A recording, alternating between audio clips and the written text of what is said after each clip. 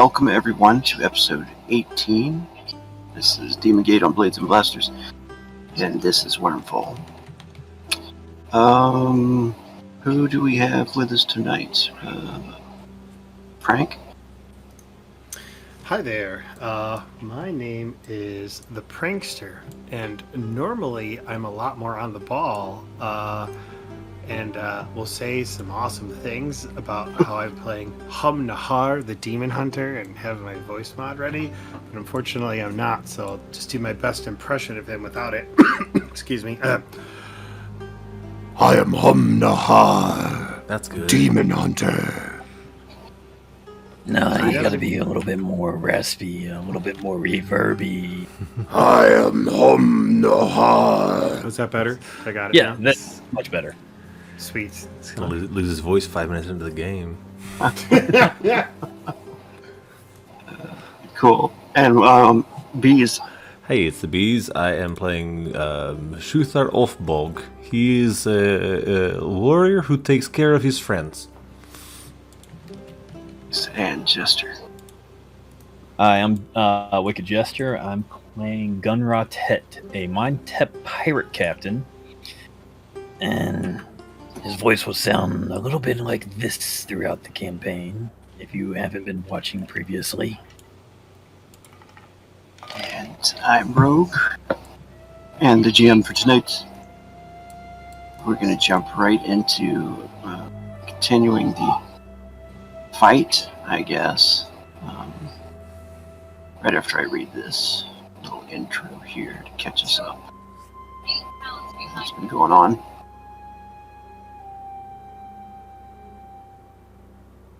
Everybody got sight there? Mm-hmm. Yes, I do.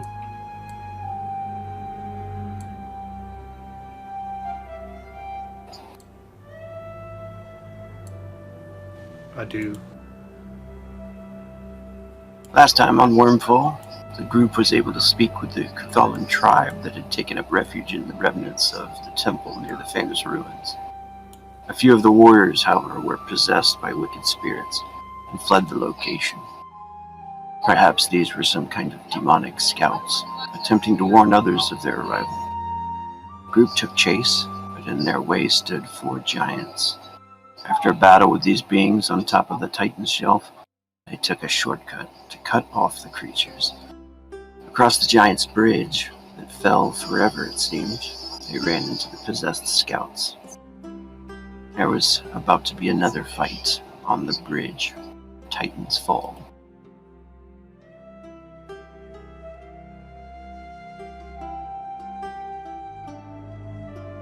Alright. So, I think it was like just about to be Inish time.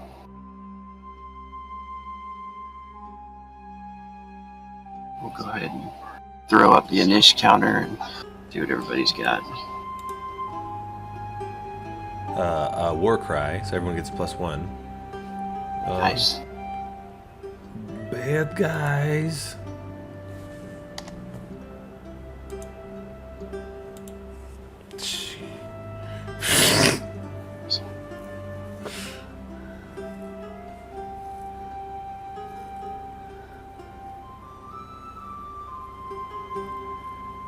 These are impressive rolls all around. I kind of want to give you guys an NPC since we're missing one.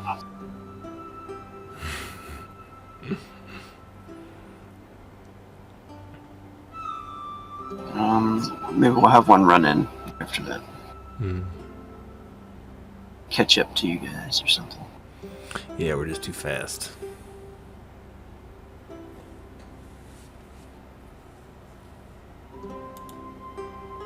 Alright, who's going first? Gunra Tet.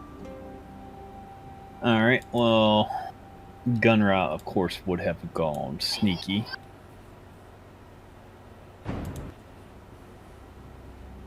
Alright, yeah, I think he had successfully pulled that off. I think so, but we can always go way back. Try to find what my rolls were. Oh, we had It's off.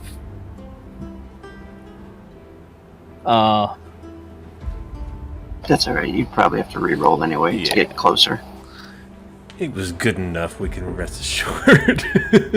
Unless you're like, you want to shoot from there, you know. You're totally good, they don't see you. But if you want to like sneak in closer, just re-roll. You know, I think Gunra. 2, 3, 4, 5, 6,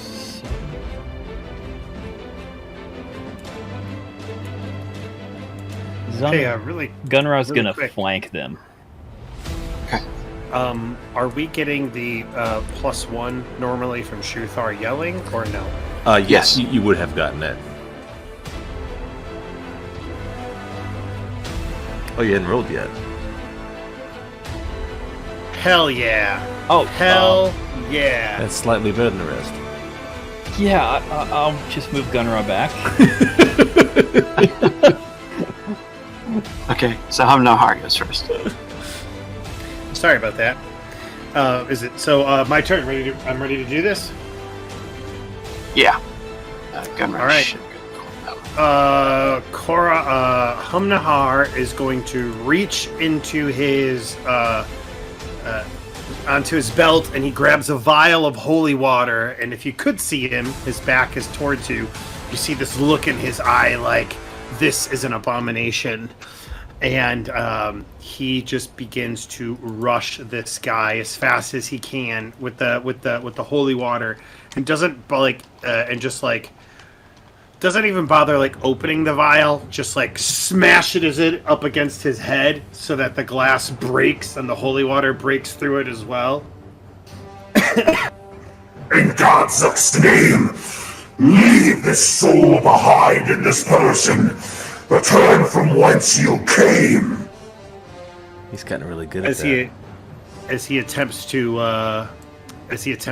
exorcise the demon from this creature. Ooh. Ah, yeah. Nice. Alright, go ahead and roll your exorcism skill. Shoot, I'm so sorry. I accidentally muted myself. Plugging back in right now. What did I miss in the last 5 seconds? He just said roll an exorcism roll. Got you. Okay, let me do that. Oh, what is that? What is that down there? Hamnahar rolls a D20? What is that? That was his. That was your that's the initiative. That was yeah. your initiative. Okay. Cool. Okay, Sweet. so because I am so a couple things are gonna happen. First thing that's gonna happen, I was reading up on exorcism earlier, is I believe a demon takes a -D6 to their willpower save from the use of holy water. Correct me Sweet. if I'm wrong, Rogue. That sounds right. Okay, and then the next thing that happens is, because I'm a demon hunter, I actually have an ability that enhances my use of holy water to the point where I get a modifier of 2 on my exorcism rolls.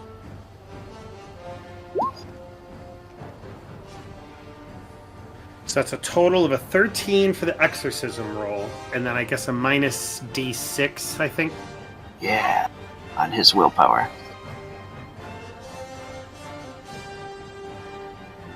Alright.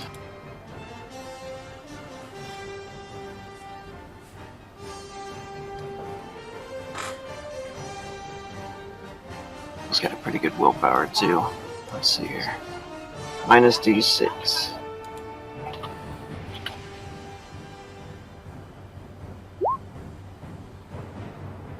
Ah! Yeah. So what does it look like sending... Now the creature's not gone, but he's coming out. He's freeing... You're freeing him from that body. Yeah, it's not banishing. Banishing is something else. Yeah. Banish will be sending them to hell, but you need to like exorcise them before you banish them. So you're bringing him out of the body. He can't go back into that guy.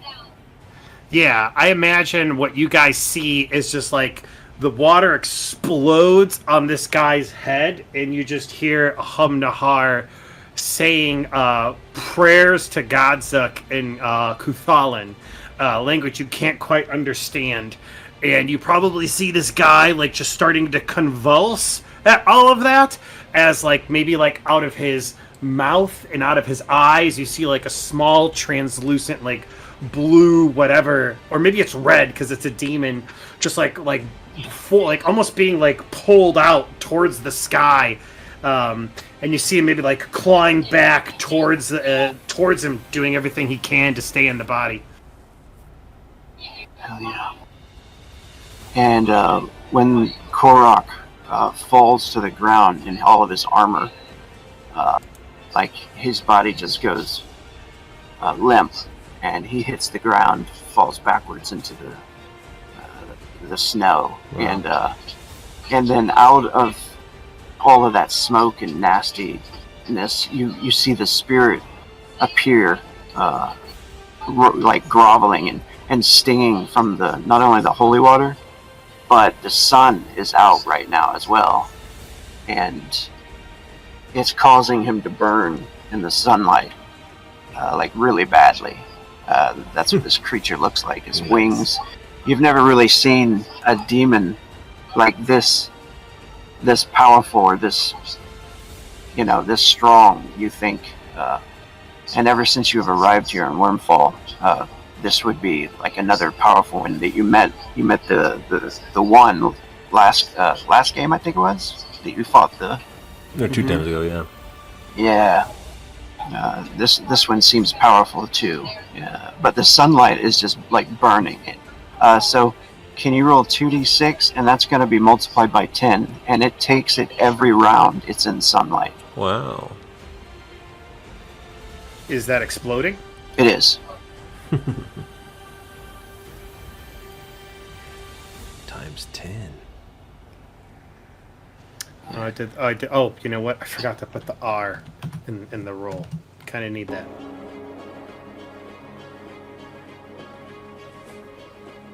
Yeah, like most undead, like zombies and stuff, would just shatter. Yeah. Oh, unfortunately, only 30. But Oh. still. Can Hum say one last thing before his turn's over? Because I'm assuming that'll probably be everything. Okay. He yells out. Maybe like he takes his axe out, and like the after the Korok falls, and he puts the pole arm part of it. Like it hits the ground. So he's holding it. It almost looks like a staff in that moment, and he just yells in a very loud voice, Let my people go! Nice. little Moses action. I'm ready. Brandon got it. Yeah, I appreciate Beast that. got it. You're welcome, Beast. Alright, it is now Gunra's head. Gunra, seeing this creature, just hurries up and grabs his vial of holy water, and you just see him start to dump it on his head, and just, maybe half of it, and then he just starts drinking the rest of it. He does not want anything to do with this shit. That's all your actions. I am actually going to...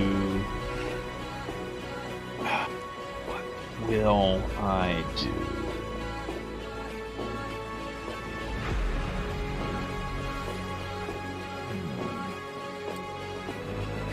I think I'll still go with my original plan and try to cut off any retreat. Okay, cool. Actually, I'll move to the bush since I'm still hidden, and I'm just Nice. going to stay my action. Sweet. You want to say you actually did the holy water thing? Yes. Cool. Alright. Korik the Diviner, which is now going to be just the kuthalan without the demon presence in it. He does spend his actions like awakening, and he like pulls his visor up and looks around like shocked and astonished, and is just trying to like get his bearings right now. And he looks up and he sees you, and then he looks back and sees the demonic entity rolling around, and then he starts to reach for his weapon, but that's it for him. For sure. Shuthar. Wow. Okay, so just so I get a sense, are Ghoul and Blood Growl, are they also basically just other what do you call them? possessed. Hamnahar's people? They are Kuthalans, yeah. Gotcha. Okay. Gosh. I will note this though. Something I don't think I said before. Sure. That these look like really badly wounded Kuthalans. Maybe make a perception check. Sure. Since you're like looking at them. I'm asking, if you have yeah. observation, or if you have that. I don't think I do. Nice. Okay, that's enough. Definitely, Bloodroll obviously has a wound, like in his throat, where it looks like a blade pierced him. Like it seems like that's a mortal wound. Wow. Like maybe he should be dead, but he's somehow still living and moving normal. Okay. Fun. Shuthar will rush in. Holy shit! See this beast come out? 1, 2, 3, 4, 5, 6. I think you have this one. I will finish this one that is already nearly dead. 1, 2, 3, 4, and do my thing with my trusty spear. Wyvern tail spear. Attack. This is gonna be your old aimed heavy attack. Exactly. So it's gonna be a +2 modifier. Yes. Yeah. All right. It tries to. I think it has a shield.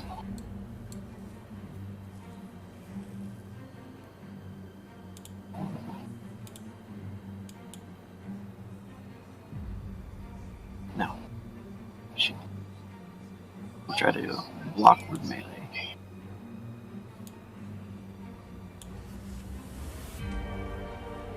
Oh. Hey. Nice, got him. Get out of here with this. It's power times 3 because I did a concentrated heavy attack, right? Power 2, Power unless 2. you have Gotcha. silver, or Nah. It's power times 2. Got it. it's enough to knock him down. Down. Stay down. You look like you should not be living. So they look almost undead? Those two did. two dual. Yeah. Okay. And that's it for old Shuthar. Nice. No frenzy? Is it what benefit is it to attack someone who's down? Do I get bonus to attack? He suffers a -1. Oh, interesting. Not yet. Not yet. Alright. Ghoul. Cool, ghoul. Alright, he's gonna run up to I guess your side here. And come to attack Shuthar with his Bloodstone Axe. And this is going to be a heavy attack. That sounds ominous. Aha. I turn around with my Crappy. shield. Crappy. Oh. Nice. Tink. That is blocked. Your bloodstone axe will not have my blood today. And Bloodroll. He is going to get up. This is a new rule that I'm putting in the book, which is kind of fun, I think. Since he's getting up, this is going to give you a tally, a point. Since you're in melee combat with him, I'm going to give you a tally point of +1 since he's getting back to his feet while you're in melee with him. Oh, right on. So he rolls up and then he tries to use his broadsword to swipe up with a heavy attack.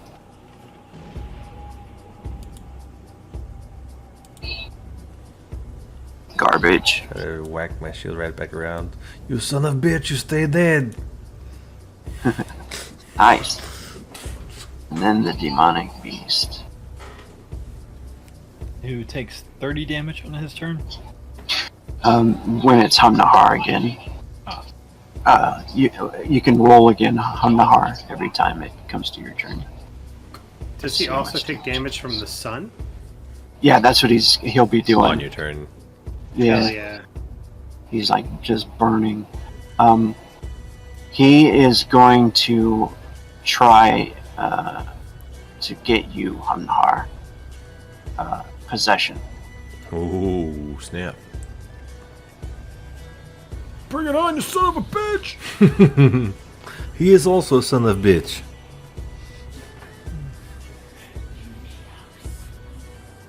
Okay, this is a willpower save, correct? First, he's got to get you with an unarmed attack. Okay. Alright, well, I guess I'll dodge. Hey, meets beats. So he tries to go for you, but how do you want to defend that, I guess? Yeah, I imagine he sees him coming at him, and he just like dodges out of the way as he like grabs his hands together to try and grab him, but Hum's no longer there. And you notice like it infuriates him, so he enraged, he like throws his hands out and his wings kind of like expand too, and you notice this blade kind of animate from his hand, a bone kind of shaft, and then a sickle type blade comes out of it and forms, and he says, your soul will be mine, and that he's going to try to combo attack you for 3 hits. Burning Frenzy. Alright.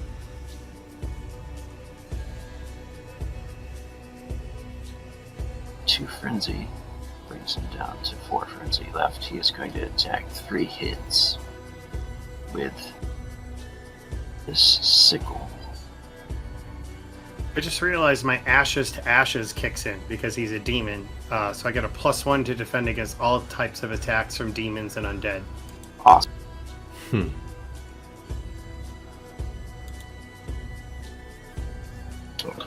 Oh, that's what it's called, a bone scythe. My demon hate also kicks in.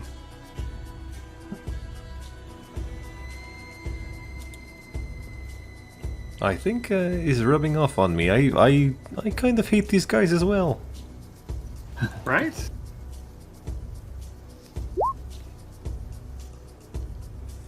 Ooh, that's gonna be a hard one to beat.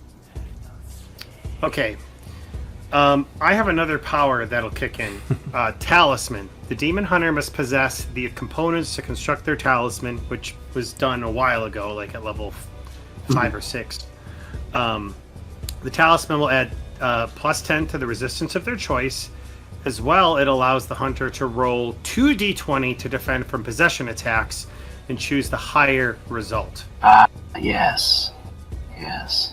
Nice. So that should kick in. But he's just attacking me like regular right now, right? Yes, correct. All right. So yeah, he will try to dodge again. This will be with a +1 modifier. Actually, Oh, that's a hit. I think he failed in his possession attempt on you. I don't think he can try to possess you anymore. Well, actually, wait a second. You said that he failed on the unarmed attack. So I don't know if he's had the opportunity to possess me without the unarmed attack being successful. Yeah, I don't want to slow it down right now. I'll have to like glance at the rules. Sure. Yeah, but you definitely dodged this. His blade comes at you like 3 swipes, you know, and then it's your turn. So I rolled a 7 against his 14, just FYI. Oh, sorry. Thank you for That's okay. telling me. Prank is like, kill me, No, no please. Well, no, I just want to be honest, is all. Right, yeah. Take my PC, People are watching. please. Oh no! Okay. Put minus, what's your armor? Total armor rating is 46. Nice. So So, 38 points of damage. Right? 48? Am I crazy? Or 38? 84 minus 36. Wait, is that right? Yeah, 84 No, minus I 36. have 48. That's Oh, my. so Oh no, 36. I'm sorry. 46. So 84 minus 46. 38, yeah. Okay, so I was okay. 38. Basic math is hard. So that does knock you down, unless you wanted to try to resist that by making a body check. Yeah. Is that just something the scythe does, or because I lost so much hit points? Yeah. When you lose over your body attribute, you get knocked to the ground and damage. All right. So your body is a 25 total. In order to beat it, what's the difference between 38 and 25? 12. Yeah, 13. so you'd have to make a 38 minus 25. Yeah, you'd have to make a 13 target number on your body save. Or, not body save, but your body check. Okay, let's do it. It's worth a try, I mean. It's a fail. Not body save, body check. Oh, my bad. 2d10 on Fail. that. Okay. Alright, so he does knock you to the ground there. The only time it's like ever really worth rolling that is when it's close, you know what I mean? When you could probably keep standing up. Alright. It is now your turn, and you can roll 2d6 times 10 damage on him from the sun. Awesome. 2 suns.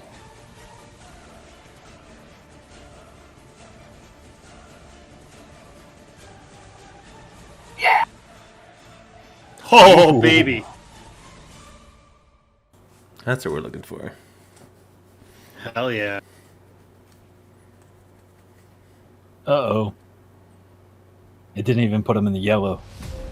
Hey, actually, really quick. Now that I think about it, I have improved weapon. Would that give me an additional D6 for my use of holy water?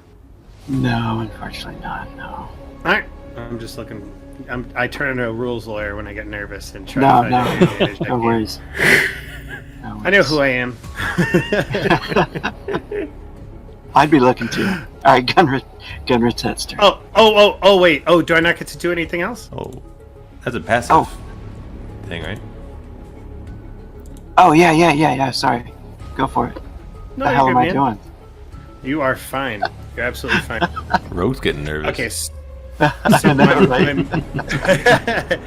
All right. So my movement will be to stand up, and I imagine like he blood or ichor, whatever the heck his people have, and he just like spits it out onto the ground, and he looks at him. My turn. And he's going to do 4 quick attack actions against the demonic beast. So let me go ahead With and your do demon those. hate. With my demon hate, so that'll be, I believe, a +2 to each attack, and each attack will be at a total of a ×3. All right, so first attack. This is a silver-coated Vashlik axe with cheese strike, modifier 2. Actions. Not great. So, Doesn't the silver also increase the power? Yeah, so essentially my character ability increases the power from a silver. Normally it's ×2 damage, and this will make it a ×3. Okay, so first attack is a miss. Hum overreaches just a little bit and readjusts, and he's going to go for that second attack. I'm gonna try to look up this position thing. It's been so long time. There we go, double digis. Not bad. Respectable gentleman's 13. A respectable gentleman's 13. Oh. Ah, damn it. And a demonic 14. Yes, I do believe I hate him. Yes. Undoubtedly. Indubitably. Alright, Let's see. Okay, yeah, 2 attacks left. I have to drain my. I'll drain my chi after this 4d6. But That's here what he comes said. this one for right now. Oh God, I'm rolling so shitty. That's a natural 1. He's gonna parry this one.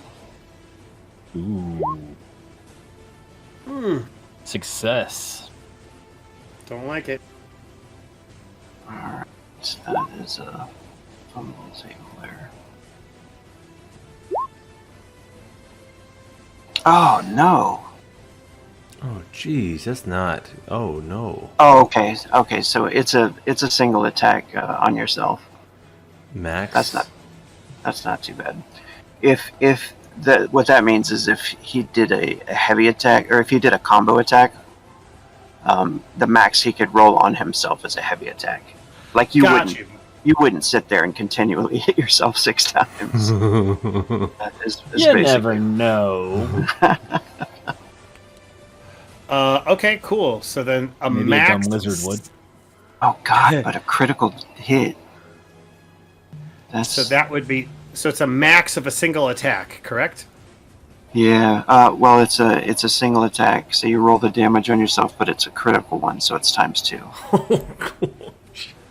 Okay, so do I roll it, or do I assume max of the damage I could do? You roll it, Okay. and whatever you roll will be Low power number, 2. low number, low number. You just put a power 2 in there. Of course, you're not affected by silver, so Oh my gosh, I do no damage to myself. nice, Wow. nice. Whew. Hits your Nice. shin guard. Maybe the helmet or something. Yeah, or something like that. Yeah, holy cow. Oh, that's scary. That makes sense. Like he parries it, and the blade flies off and hits you. Yeah. Just dong. Still okay, got 2 more well, attacks. 1 more. I've already taken 3, and I think I only have 4. Only 4. Now, you've only taken 2. One, No, I two, missed the three, first three. 2. Okay, yeah. Okay, so Hum, like a baseball batter at the dugout, who's missed multiple attacks, really frustrated with himself, breathes in deep and goes for a final attack. Let's see, it's 13. Oh, 9. My bad. Man alive.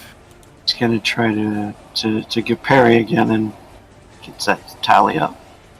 Oh, I was on a 1 and it rolled to a 19. Oh, I saw that. Some bitch. All right. Frenzy. No frenzy. Do I explode chi use or no? No. So it is Grok the Diviner. It should be my turn. Oh, That's it. it must have skipped. Let's see. Yeah, we skipped Gunra. All right, there we go. Man, that sucks. All right. Gunra from the hilltop sees Hum Nahar having issues with this demonic beast. Issues. Moving through the brush, he moves forward and takes aim. He will fire with his hand cannon. Nice. I'll take a 2-action hit. For an 18. Nice. That's Nice. a hit. Still being hidden. So that is a sneak attack damage. So that is damage times 5. No, damage times 6. Because I've got an upgraded. Yeah, put a rank in there, right? Yep. Nice. No modifier, but damage times 6. 186 damage. Nice. But also the Venom Rune enacts, and he will now take a d6 damage per round for d20 rounds. So 1d6 as the venom starts to seep in. 4 extra damage for 8 rounds. And I do believe that might be an all-time high for me. Nice. but I just blew my cover.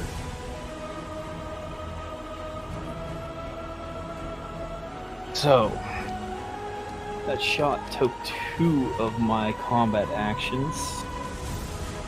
I think Gunra is going to just stay right where he is and hope the demon isn't pissed off at him.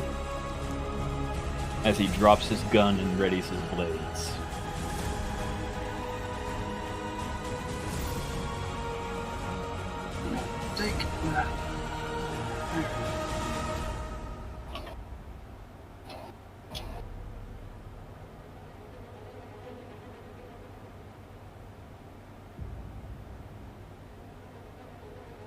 And all through the valley, you just hear.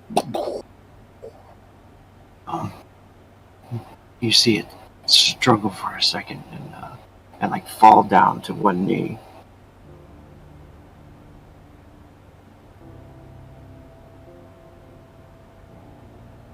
All right. And after that, Karak the Diviner is getting up. Let me get this. Yes, there we go.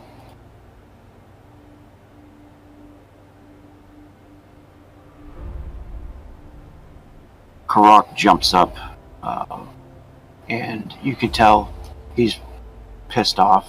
He shouts out this kind of war cry with his blade in his hand. And Karak's axe. He is going to combo attack the creature, the demon, with a 5-hit combo. Going big, all of it. Hey.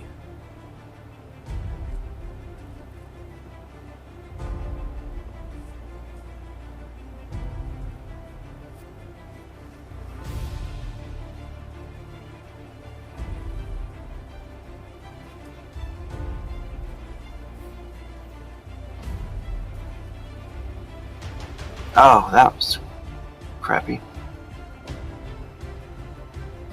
He's missing damage there, sorry. Missing his improve weapon. I'm just gonna re-roll it.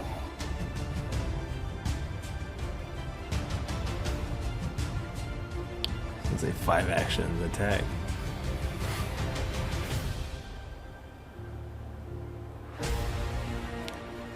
Oh god. A little better. He rolled crappy.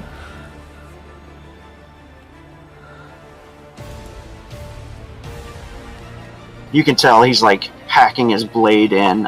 You can see the scales on this creature are tough, but Shuthar.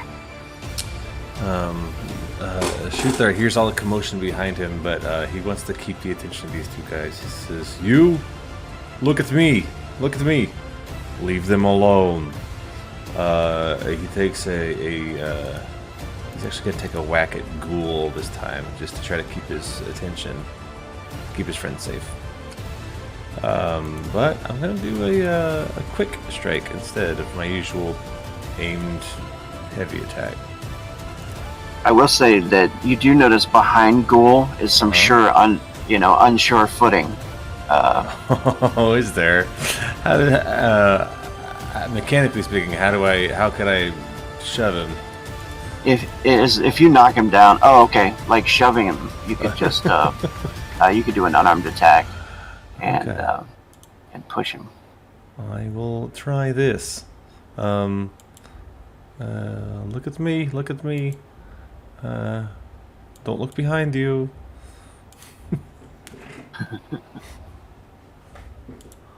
Damn. I don't think he's going to defend. Now just a resisted strength check. That's a contested strength check. Strength versus strength. Yeah. Gotcha. 1. Hercules, Hercules. And what's that look like? He's gone. Gosh. I just again concerned for his friends. Shuthar will turn toward Gould and say, "You leave them alone!" And just take his shield and shove him with his shield right off the ice as best he can.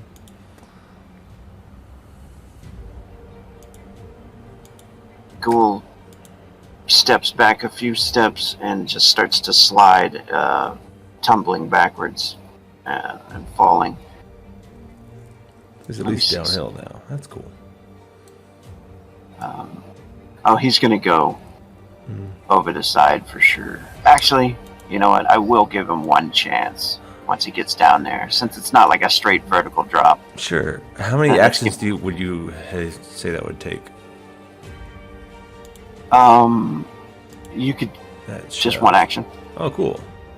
So I can still, I can still spear this other fella. After using my right hand to shove this guy off, again, left hand just come down right down on this other fella.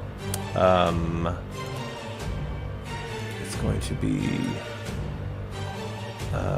just a regular heavy attack. Yeah, so no modifier. Power 2, right?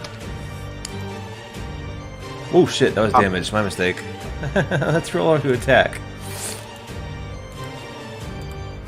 No modifier. Action 2. Oh. What melee? Oh. Boo. You know what? Frenzy? Yeah, Frenzy. He's pumped, so he's gonna burn another 2 for another heavy attack. And you can throw your tally in there if you want to put a modifier 1 in there. Sure, let's burn it on him. It's his. That's more like it. He tries to throw his blade up again to block it. He's just, No go. He's just pumped. Trying to protect his friends. Wyvern Tail Spear. You want to keep... I don't modify the damage though, right? It's just the...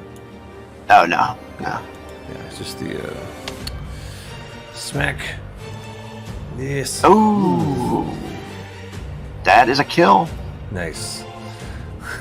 So after pushing this other guy down, taking a swipe at him and missing, I think he would take the spear and again just coming in the other direction, just slit him right across his stupid throat. He was already hurt, right? So getting that same wound just really opened it up again.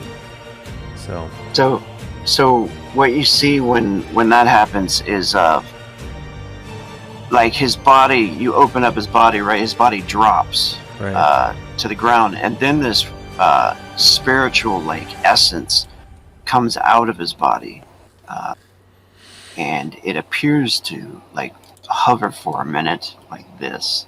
It looks pretty much like this when it comes out, and it looks like it's searching for something to latch onto. Oh dear! But immediately the sunlight rips it apart and shatters it. Hell yeah. Wow, cool. Get it. With a scream, it blows up. I hunt demon too! Good job, Kuthalan. Ghoul. He's going to try to catch on. He's sliding for the edge. I'm gonna say his fucking weapon goes flying. It's that embarrassing thing where you try to keep your footing, but you just keep slipping. Oh, here it goes. Target number, we're going to say 6 on this. Catches on at the very end. His blade does go flying off the side. But he's holding on by one hand now, and he's peering. You can kind of see his eyes basically just peering over the side. He is struggling to get up. Which I will make. He doesn't have the climbing skill, or does he? Wait, what was that? Wow, that rolled all his skills. I rolled all his skills for some reason. Yeah, I guess just choose the one you want, huh? Climbing. Well, he does have the climbing. Yeah, he got an 8, so he's climbing up. He gets to here, stands up, draws his blade, and that is where he's at. He's got a new blade. What has he got in his hand? Short sword.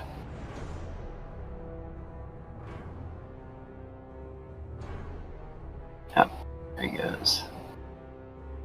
And now he's standing. And so he can't attack you yet. Blood Girl's dead. Demonic Beast. Demonic Beast is getting outnumbered over here. 2d6 times 10 damage. That'll be on Hamnahar next turn.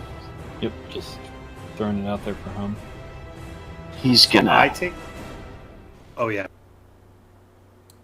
He's gonna stand up. That'll give you a tally, Hamnahar. I'm sorry. What about a tally? You get a +1 to attack or defend against the demonic beast. Oh, okay. You could choose whenever to use it. Just before you roll, though. You can't add it to after the rolls. That's when like an enemy stands up that you're in melee with. If they get when they stand up in front of you. Okay. It's a new rule. One of the advanced rules I've been adding. I like messing around with. Alright, when he rises up, he is going to try and come right here, and he is going to hack, heavy attack you and the other guy.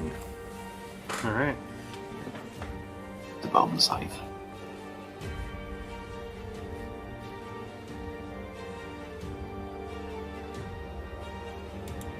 All right. The Templar has an ability called Shield Ally.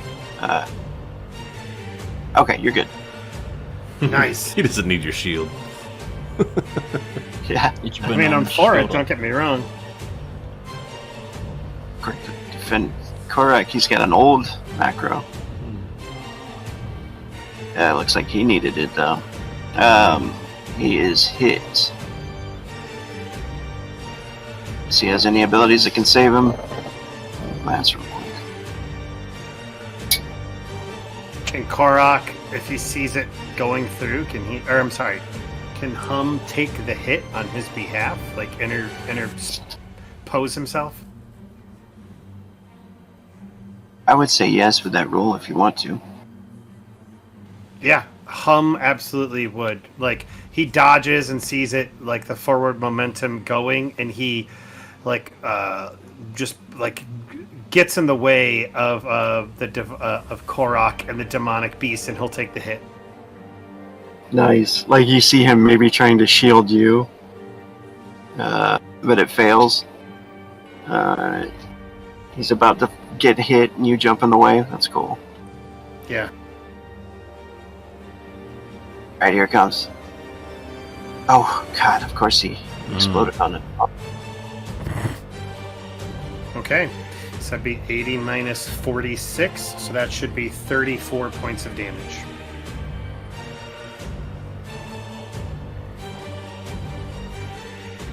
We'll knock you to the ground again.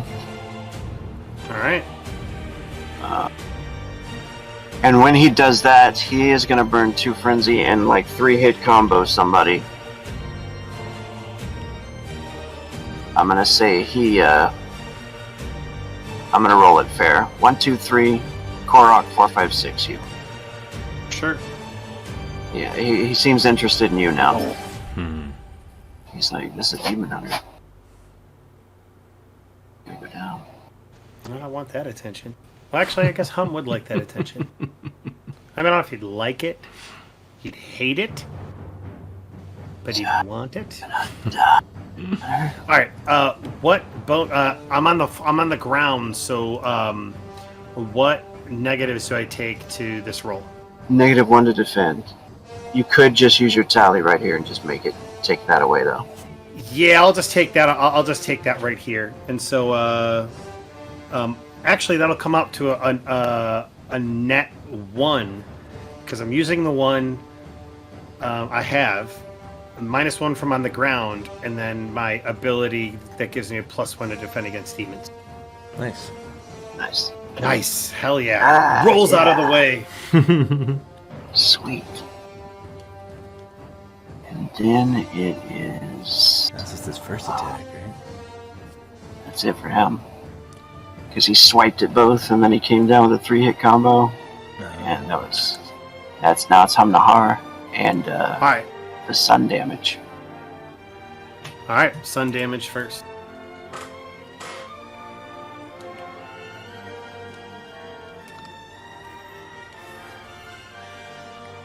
$50. Or, wait. Yeah. Oh, it yeah, should be you're right. It times should be 10. 50. My bad. All right. So yeah, Hum rolls out of the way and he kind of rolls into a kip up, and he's like, Try number 2. and he just goes full ham with. You know what? Let's start off with just one quick attack and see how it goes. Okay. He does have. Alrighty. There we go.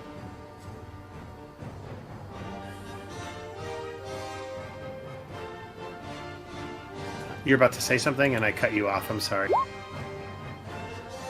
I was gonna say, just so you know, he does have a 18 TAV.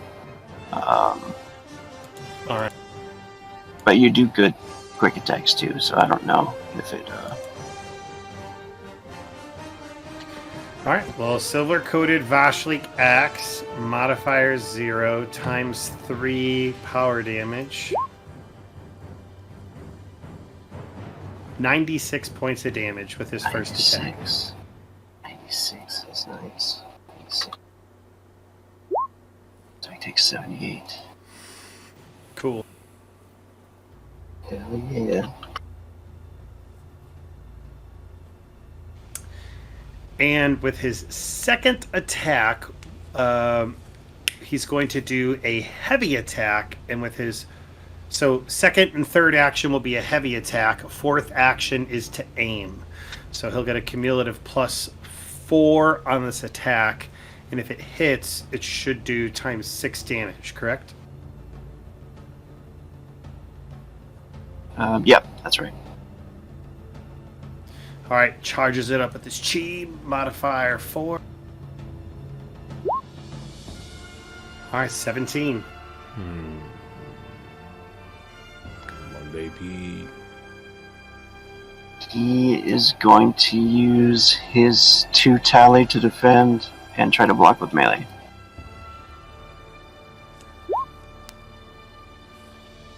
Oh my Man. gosh. He is going Alright. to try and grab you. Unarmed attack. All right.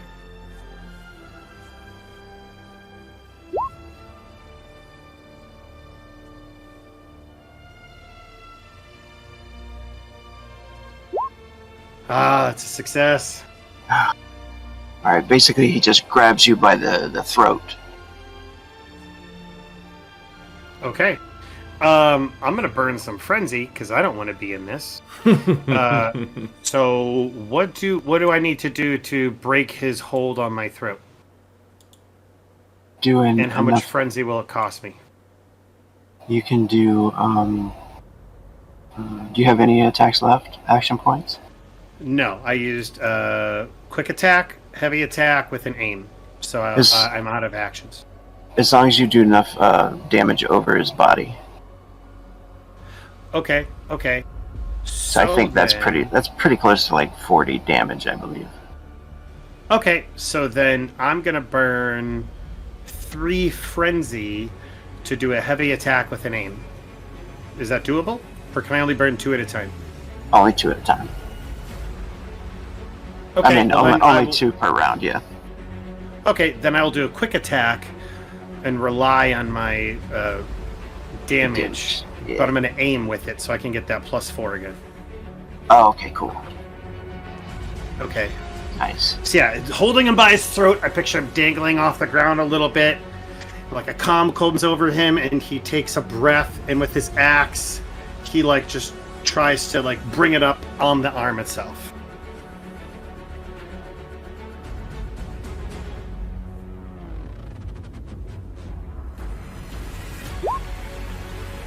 Okay, not bad. Nice. Okay. Yeah, you can see his wings are starting to stretch out. Like you get the idea, maybe. You about to get possessed. Yeah, F that. Hell yeah. Okay, cool. Nice.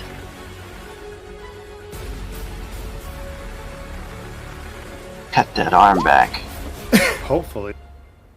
Ooh, 66 yeah. minus 18. That'll be over 40.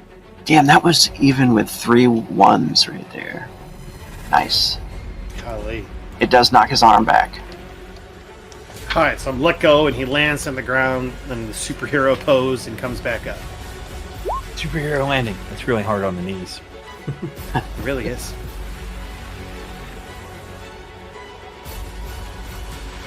Flack. Alright.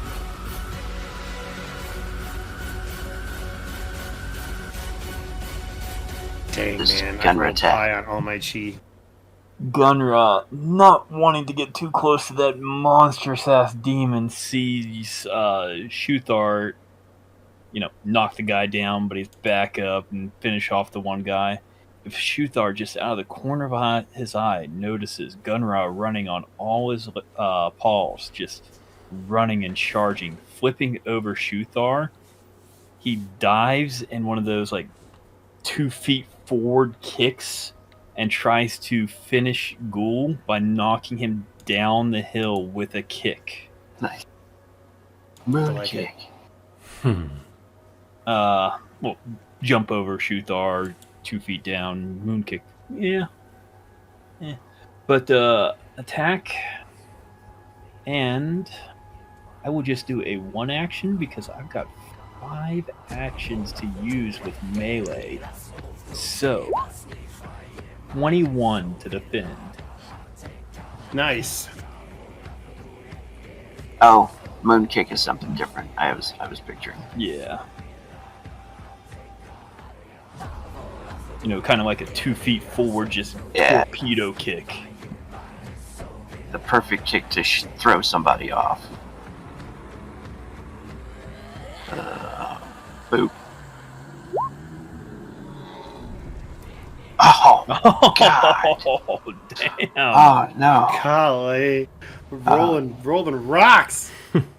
Maybe try to, throw you. He's only... A throw usually takes 2 actions, I'm pretty sure. So he's just going to try to, maybe grab you and grapple you for 1 action. Oh, So I got to defend Holy against this. cow. yeah. Holy cow. Feast and famine, man. Oh my gosh. Oh, God. Anxiety. Willpower check.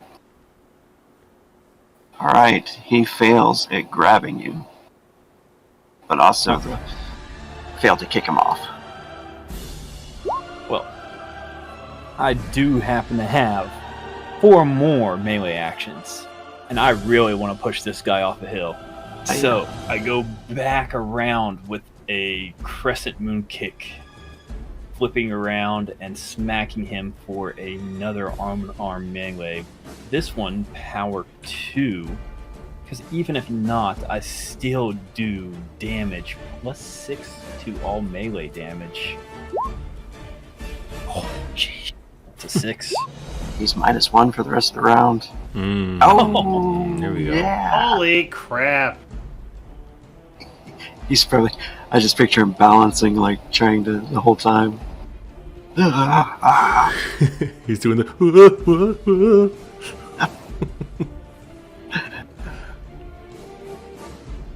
So, do I successfully kick him down the hill? Okay, yeah. Do the resisted strength check there. So, ability strength. Which is... Yeah. He is going down the hill. Alright. Nice. Gunra is actually going to follow him down the hill, and when he is sliding, because Gunra knows he can sink his claws into the treacherous terrain, try to kick him one more time on the way down, making sure that he falls. Don't kill yourself. This, it'll be a little bit dangerous for you too, but you're pretty damn good at clawing and got the claws. Climbing. So another unarmed melee attack for 20. Use -2 to defend this.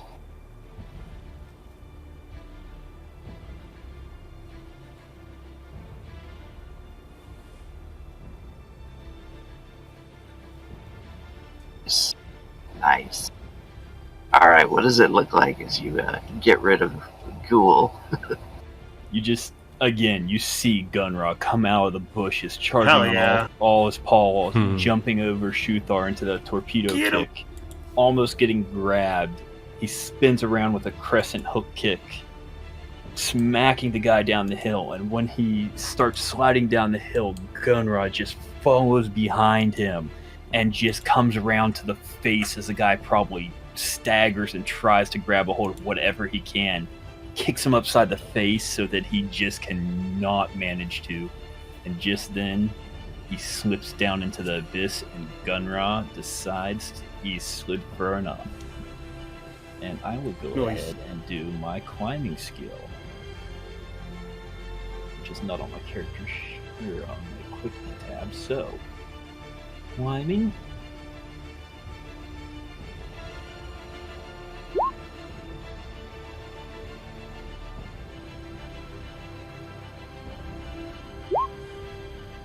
$29. Hell yeah. Well, it rolled twice, but 20, 29. Both good. Yeah, you're able to definitely dig in, and that guy goes flailing and Wilhelm scream off the side. Korak the Diviner. He shouts to you, this creature cannot leave this place, and in your tongue, you know. Yeah. And He will not. unloads again. Perfect combo.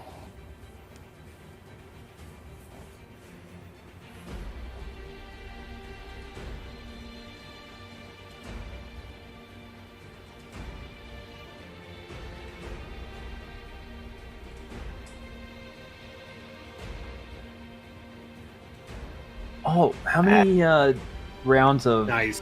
has the demonic beast gone? 3, 4.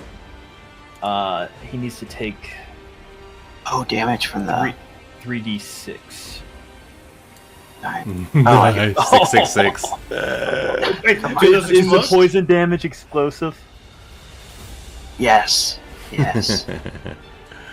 Mark of the beast. That's awesome. Oh, I gotta make Oh, his yeah. body save.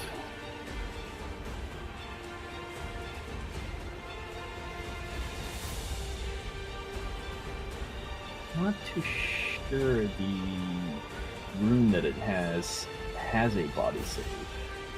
There we go. That's better. Yeah, there is a body save.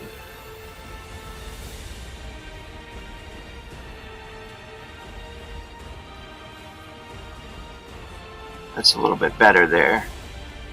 Korak comes in, cut across the knee, and then across the chest, and one in the head. I think And Karak it gets is- the saga point for that one. Yeah. And it shoots our. Shuthar is slightly confused as to exactly how these demons get into these people. But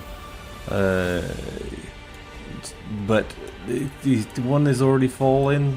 He turns and looks at the big one, and he reaches to his belt. He pulls out a vial of holy water. Just kind of like shrugs and chucks it at the demonic beast. And says, "Let my people go." He's trying to do what Hamnahar was doing. Nice. How do I do that roll? Just like a ranged You're- thrown, I guess. Yeah, if you're throwing, it would be just a D20. Gotcha. I have that ability. And if you have throwing, you won't suffer -3. Gotcha. So just roll a straight d20. So I will say you're behind him, Yeah. and go ahead and give yourself a +1, or just a 1 on the modifier, Alright. and then he's outnumbered, so he's going to suffer -2.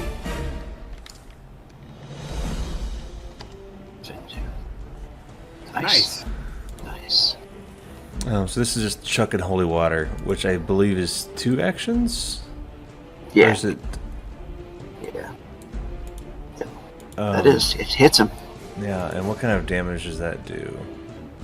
Holy water to demons does. I think it's pretty good. I think it's. Do you have improved weapon? I do. Sweet. That's even better. It will do. Looking it up real quick. I think it's an alchemy. ×2 power damage to the undead. Okay. Yeah, it counts for the spirits too. I'm not sure why I didn't put that in there. Holy water. Oh, wait a minute. That's the holy water sprinkler, which is a flail. My apologies. Oh, okay, cool. It is D8 times 10 damage if Nice. the vial is thrown on undead or spirits of darkness. Nice. So what happens with me just throwing a vial, though? So you gain a D8 and a D6, and it's ×10. D8 plus... Oops. D6 times 10. Yeah. Wowza. Exploding. Oh, let me make them explode just in case. Oh, do you? What's your intelligence, actually? My int is 8. Oh, Or not bright. nice. Nice. Oh, did it actually explode? Yeah. Yeah, D6 it's supposed to be, exploded once. yeah, the D6 it did. Okay, there will be. Yeah, that's 140 damage. Nice. And then you you have one melee action left. Yeah, I'll run in and it's quick attack. Or You know could what? burn I'll 2 frenzy. I'll burn 1 frenzy to do one heavy attack. That's what I'll do. Okay, cool. Attack. Or you could burn 2.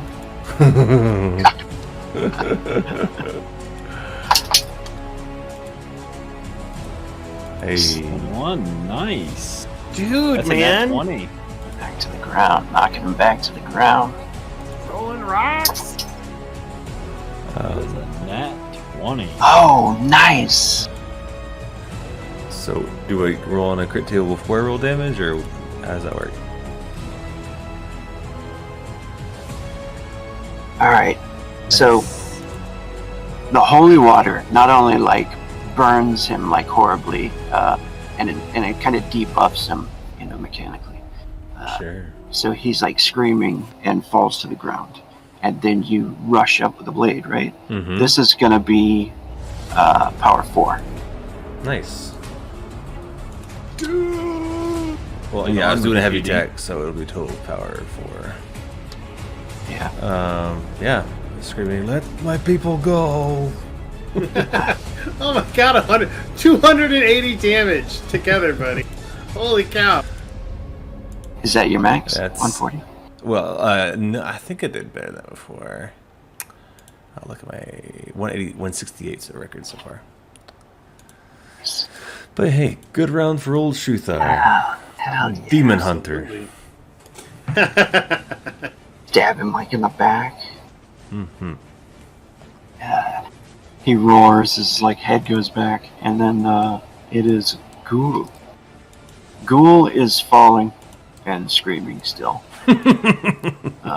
Wait, is there a ledge? 30% chance there's a ledge. Let's see. Like a Disney villain at the end of the movie. No, he skips off the wall. Ah, and he keeps spinning. Like Homer And you Simpson just see when gun- he fell if you down were- Springfield Gorge. The only thing that Ghoul sees is Gunra's glowing gold eyes peering down, watching him. Just watching him fall. You see him hit the rock down there? Oh. Oh no. Oh yeah. Some rocks and splatter, I guess. And then keep falling into more darkness, I guess. That's a big misty pit down there. Right, the demonic beast. Demonic beast wants to get out of here. Let's see if he wants to get out of here. Willpower check. Flee. Target number 6 on this. 6, 5 or lower, he flees. He is going to try and possess Shuthar. Oh shit.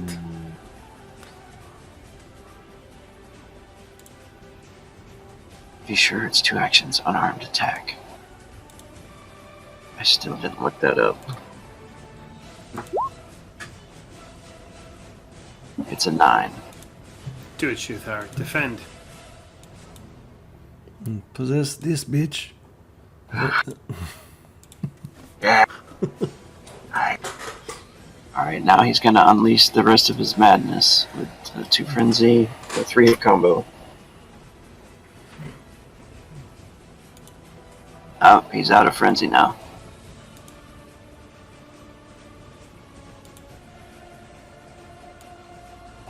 Alright, who's the 3-hit combo going at? 1-2 Shuthar, 3-4 Karak, 5-6 Hamnar.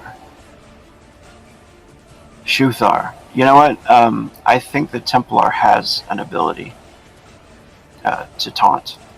Let me see. It's okay.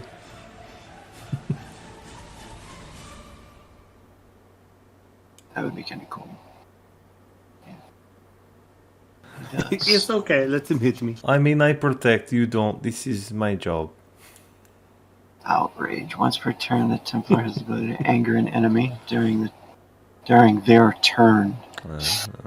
He can't do it. He can shield ally out of turn if he's 1 hex away. He's not 1 hex away. Alright, you are on your own, Shuthar. You must defend this. The bone side.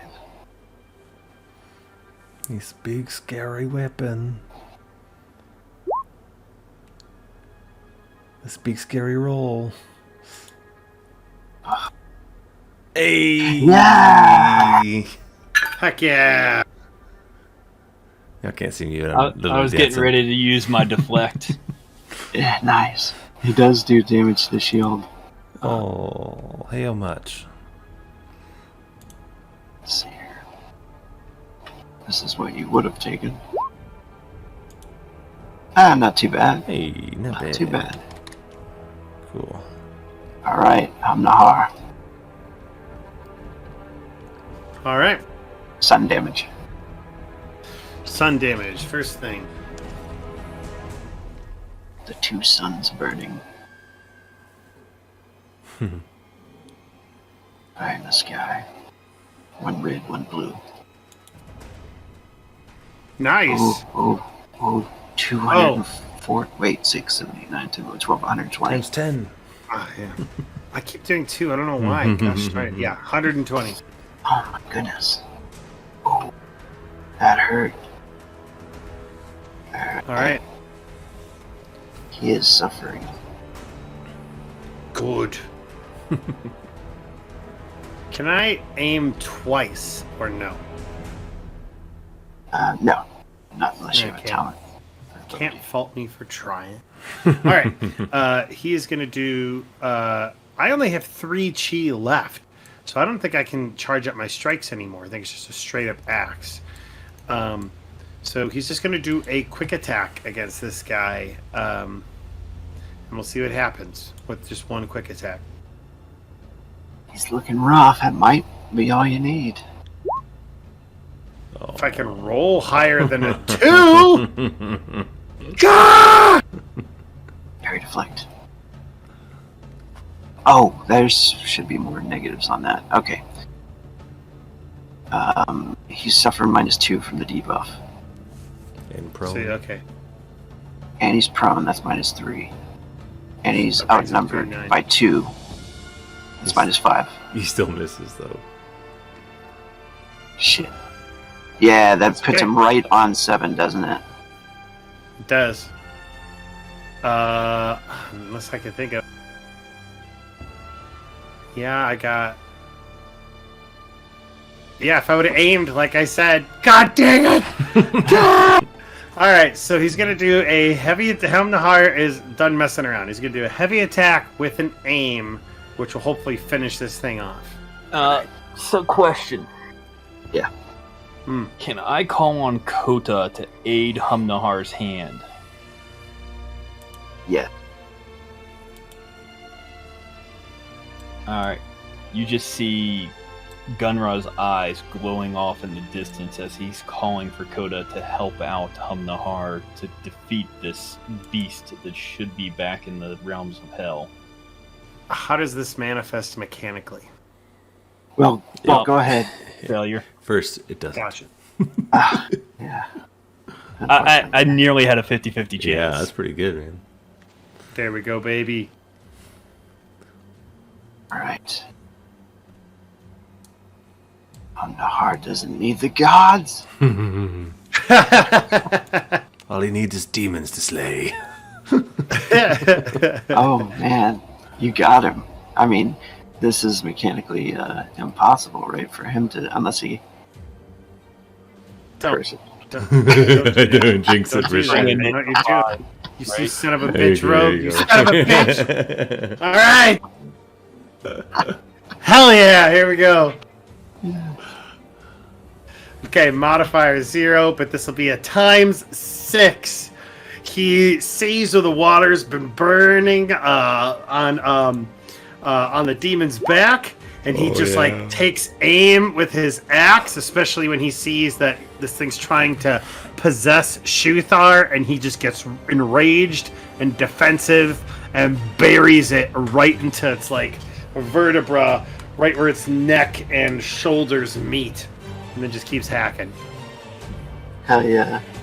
And then light just shoots out of the wounds, and it screams into the air and explodes. Just like a gust of wind. Humnahar says, Go to hell. Nice. okay, very good.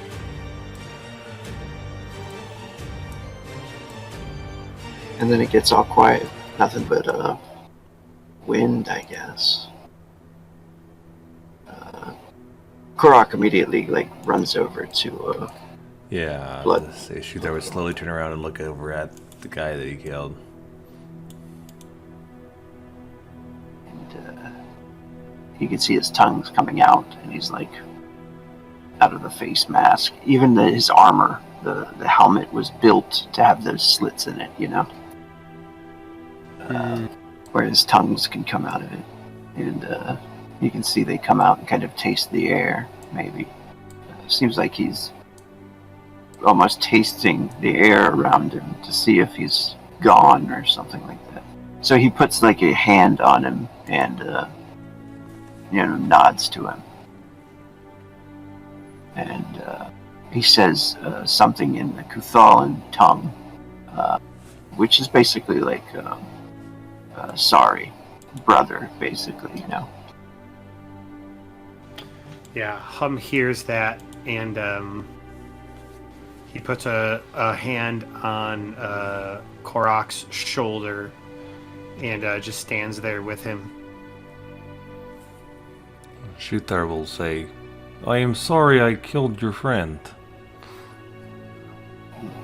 He looks over at you, looking away from Hanar, and he says, he does speak in the coffin tongue, which is common, and he says, he was already dead. Oh, is he? He died in the cave, and those things took his body. No. Then I am glad I put him down forever. I'm still sorry your friend died. This is not a good thing.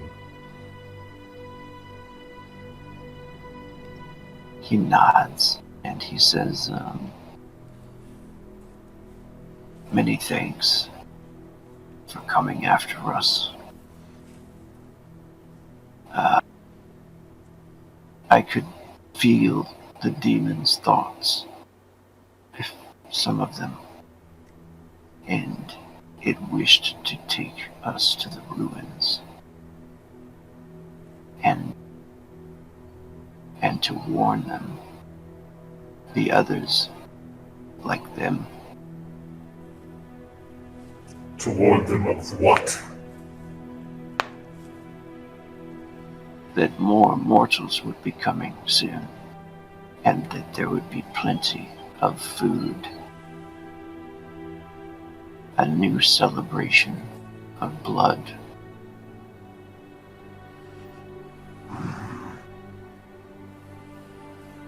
Yeah, Hum just looks at him, kind of grabs his axe. I will not let them harm our people.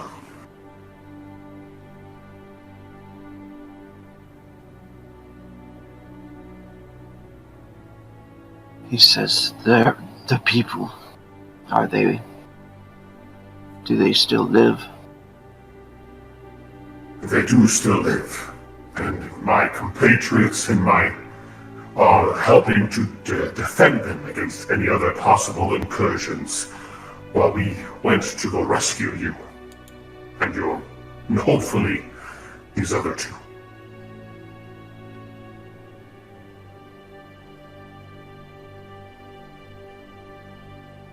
He nods, and you can tell on his armor there's a symbol that you probably haven't seen for like a long time. Kuthalan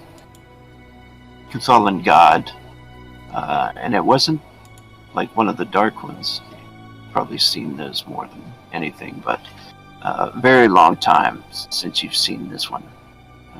Let's see. Is it Hazudin? Yeah, that's it. Hazudin, the light, the god of light and creation, and the two circles entwined on his cuirass, chest plate. And he says, "You now go to Wyrmfall." And That is the plan. Who's just saying yes? Yes. There is great danger there. But I wish you well. We've heard there's great danger there. We would like to talk with the other Kuthalans about having a small area for respite as we clean out Wyrmfall so that our people are safe. You can see the surprise in his eyes. Like, for a second, he's kind of shocked at that. He says, you have the power to clean out Wyrmfall, as you say. I do not know, but I know it must be done, and I know that I must try. He nods and he points off in the direction, kind of where you guys saw that city. Like, kind of, it was on the edge of the cliffs there, if you guys remember that. Yeah, the Elven city, right? Mm-hmm. Yeah, with all the waterfalls and stuff. And he kind of points that way. He says, even the elves will not come here. But I wish you good luck. Hazardin watch over you. Yeah, Hum definitely nods at that. May Hazardin watch over you. Shuthar pounds his chest and bows to this gentleman. And I don't know if it would be of any interest for Kroll or Korak, but I mean, Hum Nahar has been pretty vocal about being a follower of Gazak, and I don't think he looks at Hazardin or the other Kuthalan gods as like opposites or like in or like in contest with one another. I think he just sees each one as kind of like performing their vital function. Right. Right? Yeah. Like they work in tandem and work with one another. And actually, that was something I was really interested in when we started this back in August of last year. Is I was looking at Gazak, and it's they have this idea of like light, shadow, and darkness, and like Gazak's description was more or less that he like shepherds people, the Kuthalan, like lost souls, into the afterlife to be reborn. And I was like, that really doesn't sound like evil. No. Yeah. Yeah. Yeah. So I imagine he's looking at Korak, and he looks at Shuthar. For some time I've wondered why I felt drawn to this place and Marcus's desire to come here. But after coming here and seeing the taint, the filth, the demonic presence, I know that it is Gazak's will that guides my steps and pushes me here to bring these demons to death for the freedom of our people. And he just nods at Korak. He clenches a fist to his chest too, and says, "I will keep our people safe, and I will hope for your return, brother." And he puts his hand out to do like the Arnold Schwarzenegger, Carl Weathers handshake. You son he of a does it. bitch. Son of a bitch, Korak. The CIA got you pushing too many pencils. Korak, did you take my cookies? Put the cookie down. Put the cookie down. He also looks over to you, Shuthar, and offers his hand to do the warrior clasp. Yes, Shuthar will similarly flex. Yeah. And if you all happen to look over at the skull, you just kind of see Gunraw's head pop up like out of this hole. Pop out of the it. nose. Just like a cat out of a bag. It's like in his box. It's his home now. Yeah. You can see, let me see if there's anything.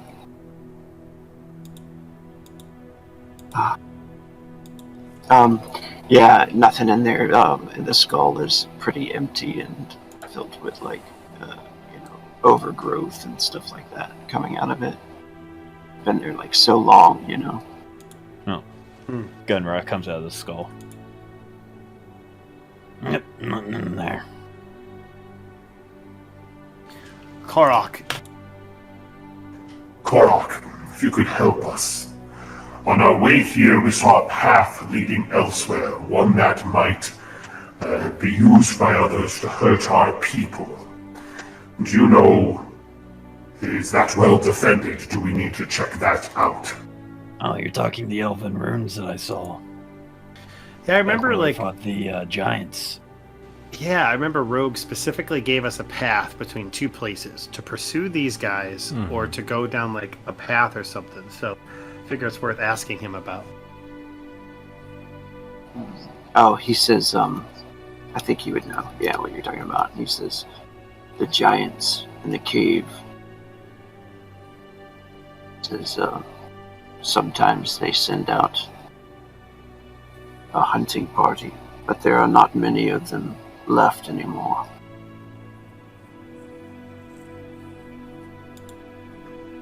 We killed 4 such giants. Do you know if there would be any left? He says, most likely not then. Maybe young ones. Maybe a few of the women. Oh man. He says I would not worry about them anymore. Hum just nods. And he looks kind of towards the road. Not the one you guys came on, but the easier road that goes back. And you can see Marcos and the expedition kind of arriving. He says, oh, cool. He says, good luck to you all. And he starts to turn around and head back. I think Marcos was coming still, right? Wasn't he? The last I recall, what happened was we asked Marcos and the rest of the caravan to help defend the hive in our absence. Okay. So, retcon that, yeah. Yeah, well, there was some debate because we were like, I mean, we were thinking that we might need other characters to be with us also in the future, but Yeah. they might. Yeah. Because they were super freaked out to stay there. Yeah. Yeah, that was a thing, wasn't it? You're kind of like, yeah, we're gonna be cool here? These kuthalan?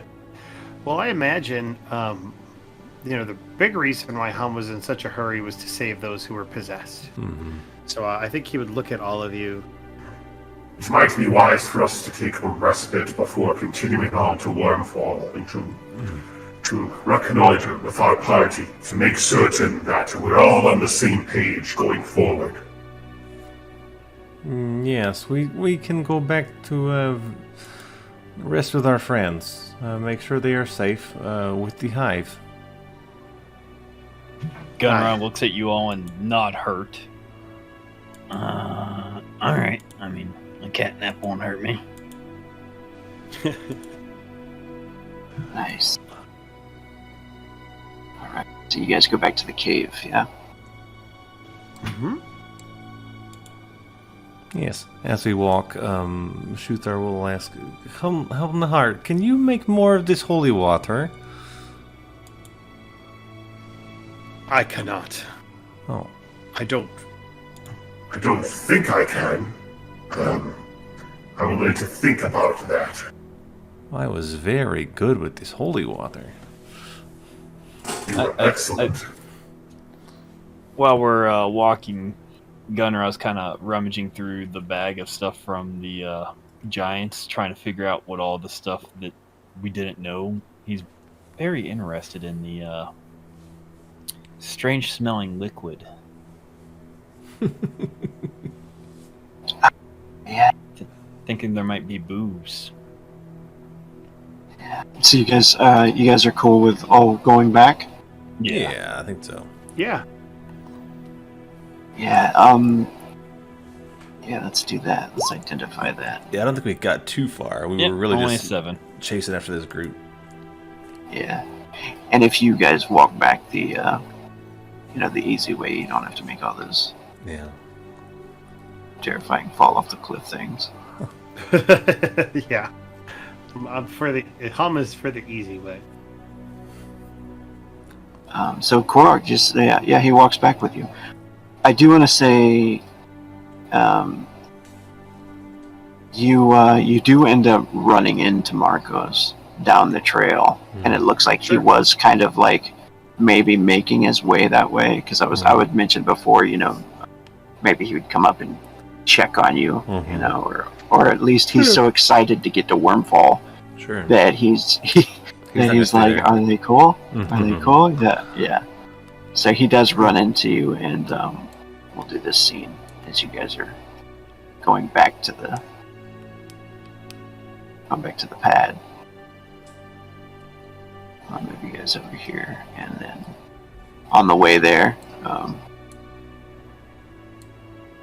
you guys got sight there? Yeah. change the music. Intelligence check 7. Can you roll a Jester? Can you roll a let's see what that roll is. It's a narcotic, and it's a random roll on the narcotics list. And I think a 7 it's probably a familiar smell to you. I think it's a D100.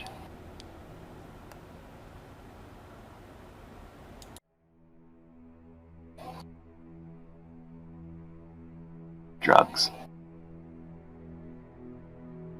Here we go. Of course I didn't write narcotics. I wrote drugs. Okay. D100, yeah.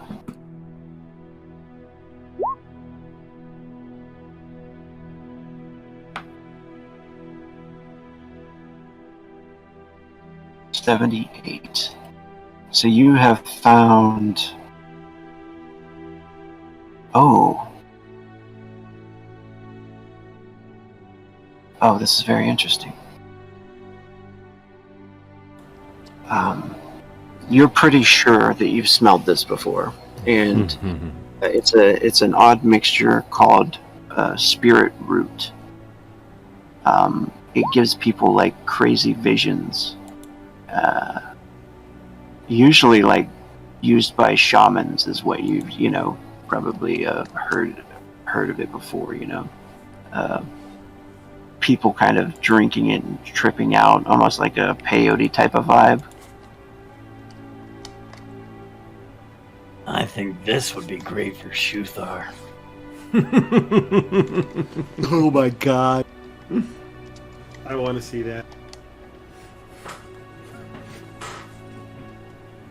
You want to give it to him? Just like slip it in his drink or something. I do. Prankster does. Hum would find that reprehensible. I think there might be something useful to do with this spirit vision.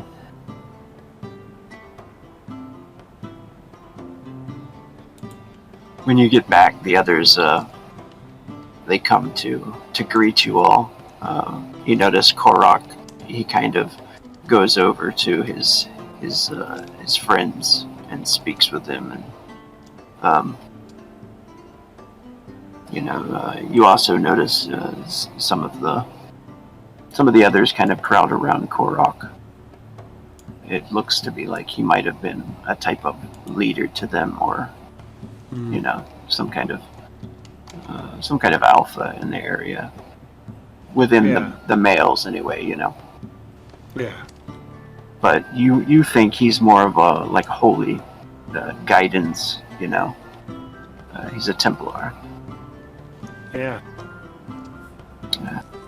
And then he mentions you all, and you can overhear him kind of say that they are the ones that saved me and brought me back, and of course they all like immediately come and thank you all, and the little ones come over and want to touch you and feel your clothes and see what weapons you're holding and stuff like that. So they gather around you. You get a little kuthalan fan base going on. I don't even know how Kuthalan children would act. They act like regular kids, or would they be more reserved, or... I think they look like they twitch a lot, and their tongues are always out, like smelling things, and touching things. Oh, yeah. They're more cautious, I believe. Very Like- interested. Like weird bug kids. I love it. Yeah. It's like kids who stick everything in their mouth to figure out, shit. Yeah, They just yeah. probably use their tongues to test everything. I'm gonna give you guys plus. Let's give you plus 20 saga points, Oh. and plus 35 reputation. Oh. Yeah, I was just, yeah. Korok, he says, he says there is a holy place I wish to take you to in these caves when you have time.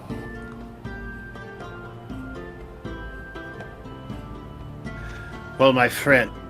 My friend, we definitely need a respite.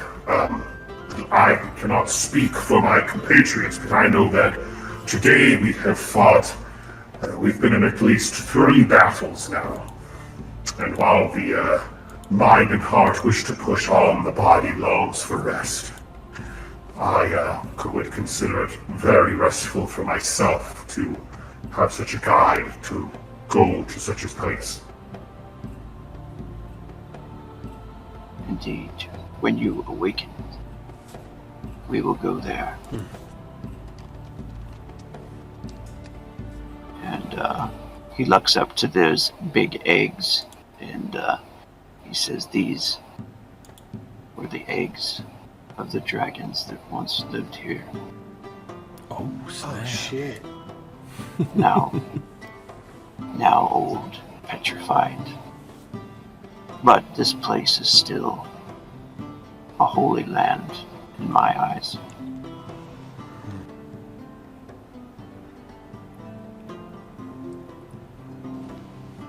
So, okay, so to be clear, so I'm seeing this correctly.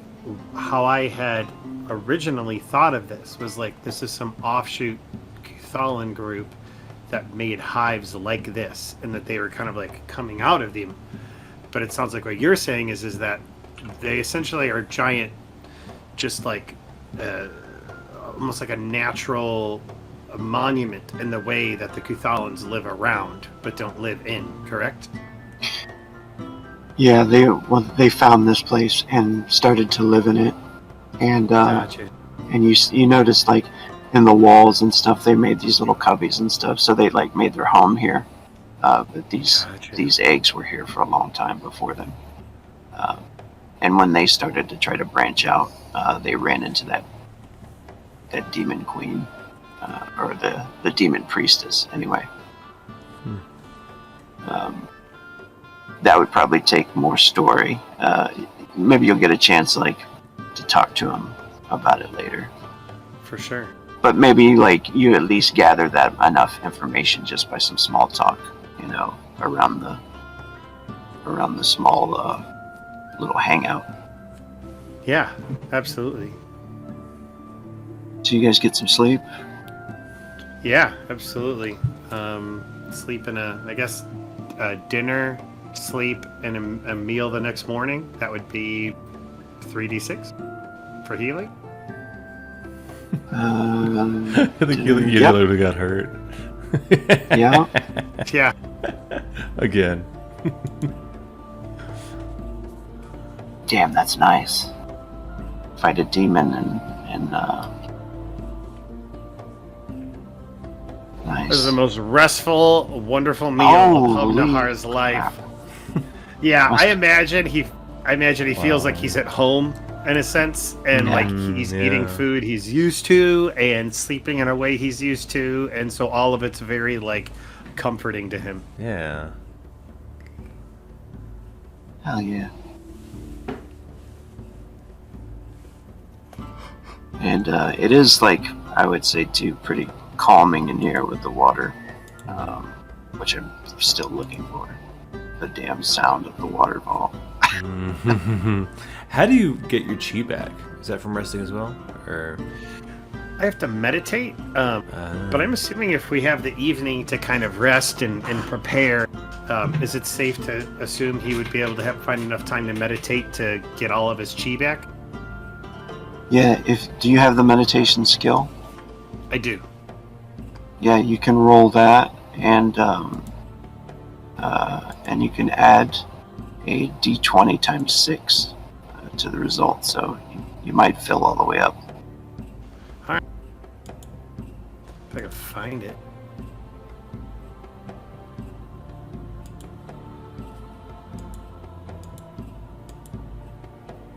Oof. All right.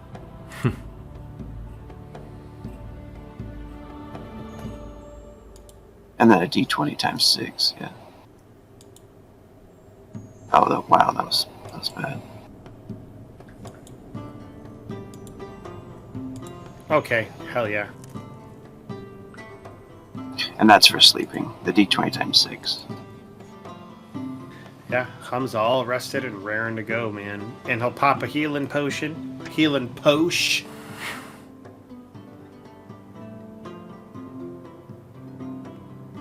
If you want to. Okay, do you have plenty of healing potions? You good?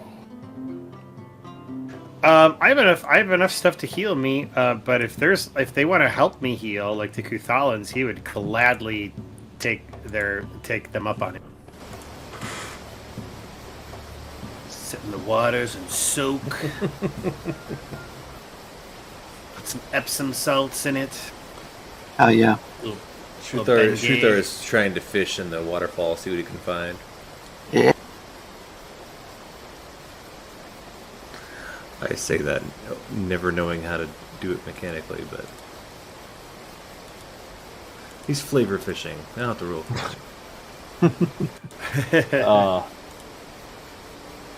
Gunra being very interested in the fact that he found spirit root and the fact that it allows for astral visions and spirit walking. Wonders how much Coda would tell him about where they're about to be and where they're about to go. He decides to climb up to where the dragon eggs are and decides to drink the spirit root while calling on Coda's knowledge and wisdom of the underworld and what lies ahead. Hell yeah. Are you gonna do it by yourself? I'm gonna tell the guys what I'm about to do. Okay. Because, yeah, you do see Shuthar sitting over there fishing. Like, probably, I don't know, what's Shuthar doing? Oh, I was just typing in the chat. Shuthar also would take an interest in the children, the young Kuthalan kids, and want to teach them how to fish. He wants to be fatherly to them. That's what he would be doing, trying to win over these kids, these weird bug children. How dare you? That was me, not Shuthar.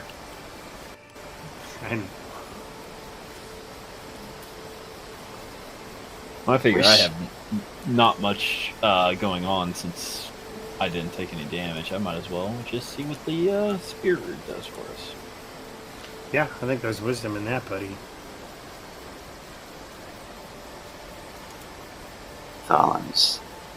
I wish I had some, like, little children. That'd be great. Nah, No little children tokens. it's probably for the best in this world.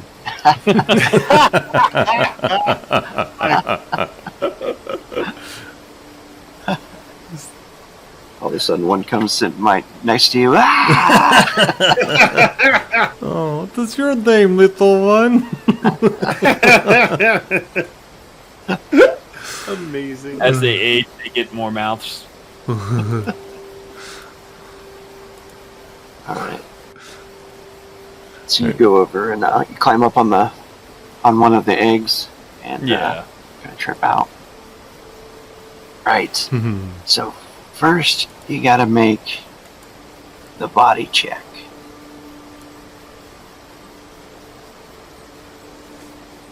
Body check. Target number for spirit root is 5. I believe in you, 14. Chester. Nice. That means it's going to be a good trip. The addiction rating is a 3, so that's a willpower check. Oh. That means Ooh. if you like it a little too much. It's going well so far. It's got a 3, so it's probably not something you want to do all the time.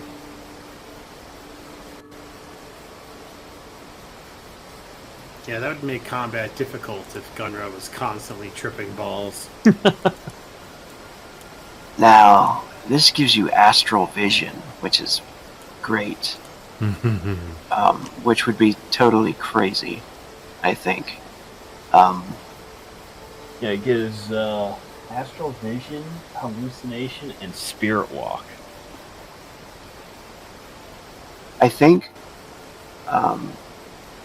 in the beginning, when you start to feel like the effects, you drink it, it tastes pretty rough. Not something you want to like guzzle. And after you take a dose of it, did we roll to see how many doses there was in there? No, we didn't. I think it's a D10, right? I don't know if I wrote that down or not, but pretty sure it was a D10. Yeah, it was a D10. 7. Cool. So there'll be 6 more after this. Sweet. Can I trip balls with him? Yeah. Maybe you see Yeah. Gunra over there trying to see what he can see in the spirit world. Yeah, and I feel like Hum feels the same, what with his revelation about why he thinks he's here, that Gazak maybe drew him here, so... body check, right? Yeah.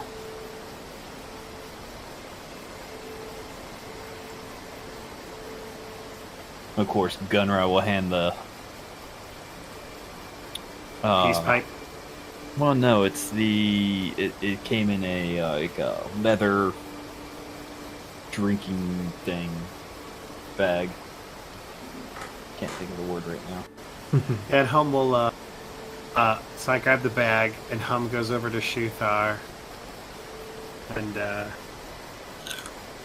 So, Shuthar, I've got some stuff in this bag for you to try. You wanna come with me and Gunra over here?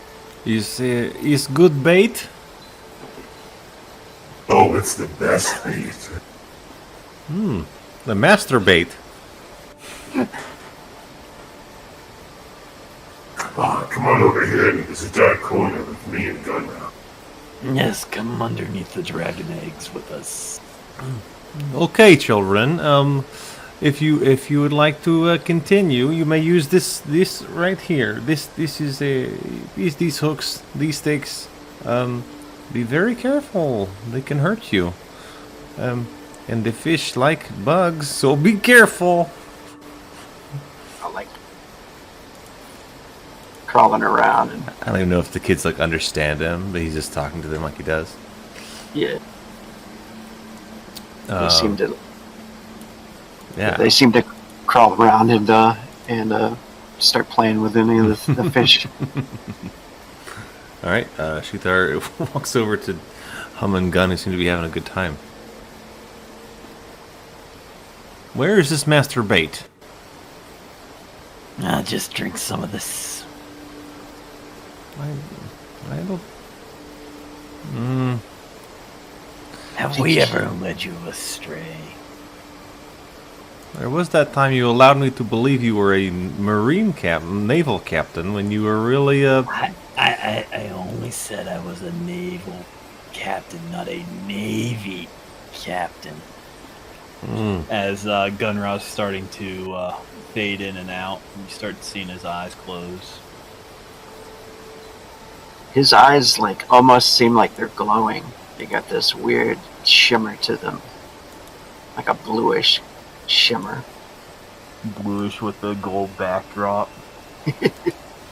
I feel the need to perceive. I think Shuthar would be uninterested. I don't think he'd be totally a stranger to the idea of drugs, but I think he would. Yeah, he wouldn't want to indulge.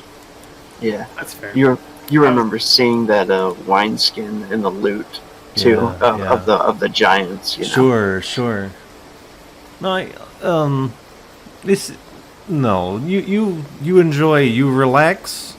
I will will keep you safe. I will watch out. We cannot all be enjoying ourselves this much.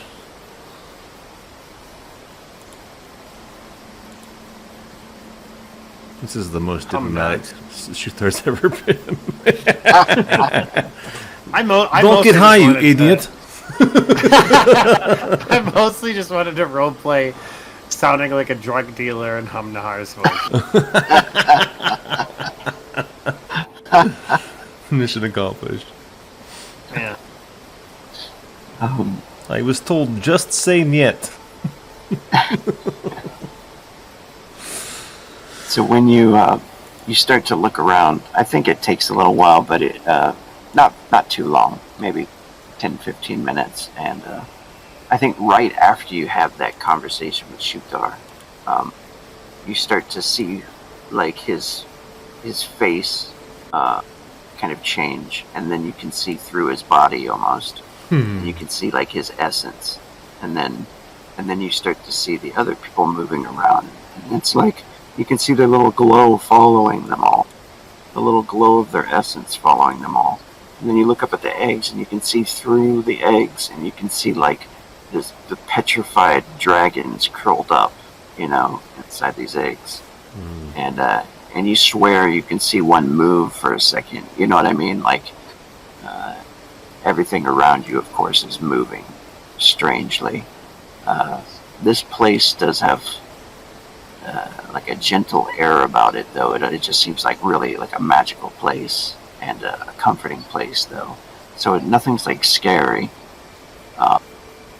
And then you realize that you've gotten up and you've left your body, because you turn around and you can see Gunratet still standing there, laying there, smiling up at Shuthar. And you're walking around without your body.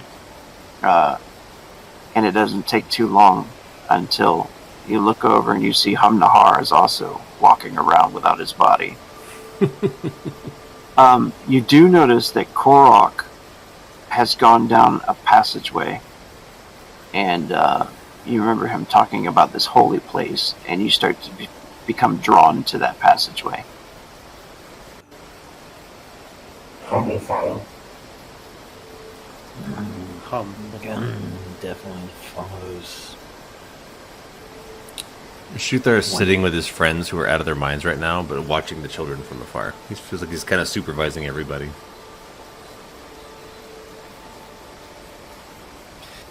Gunra, as he's walking alongside Humnahar. If you see Kota, be wary.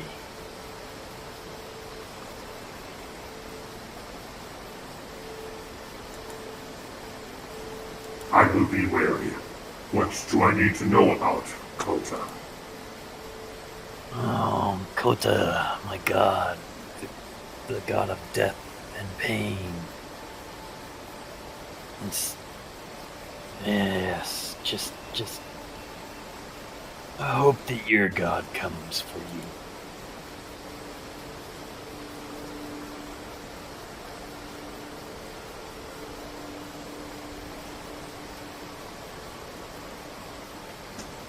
Sounds like our deities are quite similar. Gazak and Kota. Well, you might not even see Kota if he wants to claim your soul. He will come from the shadows and take it.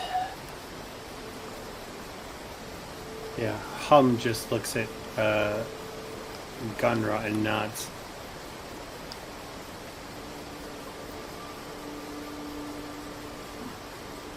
Continues down the path towards Korok. Mm-hmm. So, I'm just trying to get a sense. Is Shuthar literally sitting there with their bodies, and they're kind of like astral projection, like walking away from their bodies? I'm not aware of that. Yeah. Gotcha. Just making sure. I'm chilling with their with the body. Yeah, they parts. might even be talking to you. Yeah. I don't know. Yeah. It's Drugs, up to drugs you are guys. funny. Drugs are funny. You're fucked up, man. Your face. I imagine because in it has hallucinogenic effect. Our bodies are like hallucinating, Yeah. while our minds are completely freed. So Shuthar might even be like 20 feet tall to us right now and wearing a clown costume for all we know. But our minds are completely These are my somewhere else. pajamas. Don't judge.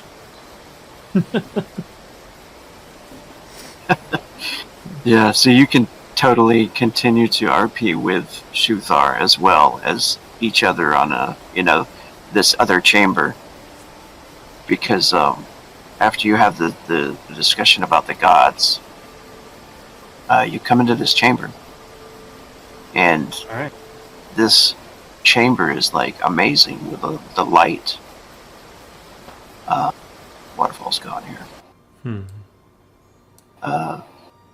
And when you come in, the light comes down into the center of this room, and you can see all these elven ruins, like this once holy place. This kind of in the picture it doesn't show what I wanted, but there's like a monolith in the center of the chamber that the light kind of spills down. You remember like the dark crystal? Have you ever seen the dark crystal? Mm-hmm. Something similar to that, where the stone is almost like purple and you can see through it, and the light coming down just illuminates it. So this must have been a holy place to the elves at one time, and I mean it was connected to that temple where you killed the priestess. So this was all part of it, and. You notice Korok is like kneeling and praying before it. Yeah, he's totally unaware of your presence because you're in the spirit world right now. And go ahead, Gunra, and both you guys roll spiritual influence.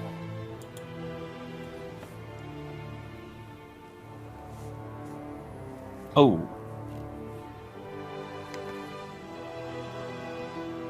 Both of us fail. Man, that would have been a really cool moment. Yeah. You do feel drawn to the crystal and the stone. Wait a second. Can I do a god call on my spiritual influence roll? No, that was pretty much it. Oh, okay. I figured I'd give it a try. You don't have like a moment where you well, I won't say anything about that, but you do feel drawn to the crystal, and it seems to like glow and radiate this power, and you notice that Korok is kneeling before it. Gunra will actually jump on top the crystal. When you leap up there, you easily land, and it feels like you're even like more dexterous, like it was no issue at all. And when you land up there, you feel this sensation, and you're going to get a free talent for just touching this stone.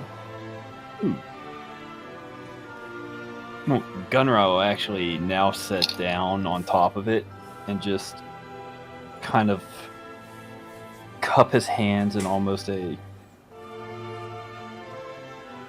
open circle figure, interlocking his top fingers and touching his thumbs together, and actually start to pray to Kota on top of this stone. Yeah, you start to see like cat eyes like opening, or in the darkness and stuff like that. And you do gather like seems like knowledge from this stone just by touching it. That's what the talent's for. So yeah, you're hallucinating and seeing. Maybe that's Kota there, or maybe he's everywhere. You know what I mean? Mm-hmm. Imagine Home would go up to the crystal and touch it, feeling drawn and seeing that Gunra didn't get blasted into oblivion, that he will also touch it. And And you look do. all around him as he does. Yeah, you feel the minute you touch it, the energy seems to like come from the stone and join with your energy, and it feels like it's like giving you knowledge, and just making you more, smarter or something. Sure. So, yeah, you guys will both get a free talent. You can choose from the trees. Shooter's like, well, YOLO, I guess I could try it for a... Just kidding. He's being straight edge. Was Korak there as well? You said they just kind of followed him over to this area? They did. Yeah. He went down a passage. You would have seen it too. Sure. Saw. That's cool. They're just laying there all fucked up, I guess. Yeah, that's fair. Smiling. and I'm keeping watch over their corporeal body forms. You probably looked down. Gunra's like, I totally jumped up there, no problem. He has a raging boner right now. It's embarrassing. Amazing. Yeah, I picture like Hum is like sticking out his hand, touching the crystal, but in reality, he's just like petting Gunra's chest. His physical form. So much power. He says like So much power. as he's petting Gunra. It's Amazing. behind the ear. Get behind the ear. Maybe when Gunra's sitting there, he looks directly at Shuthar and just goes, "Wow." And look away, children. Look away. Look away.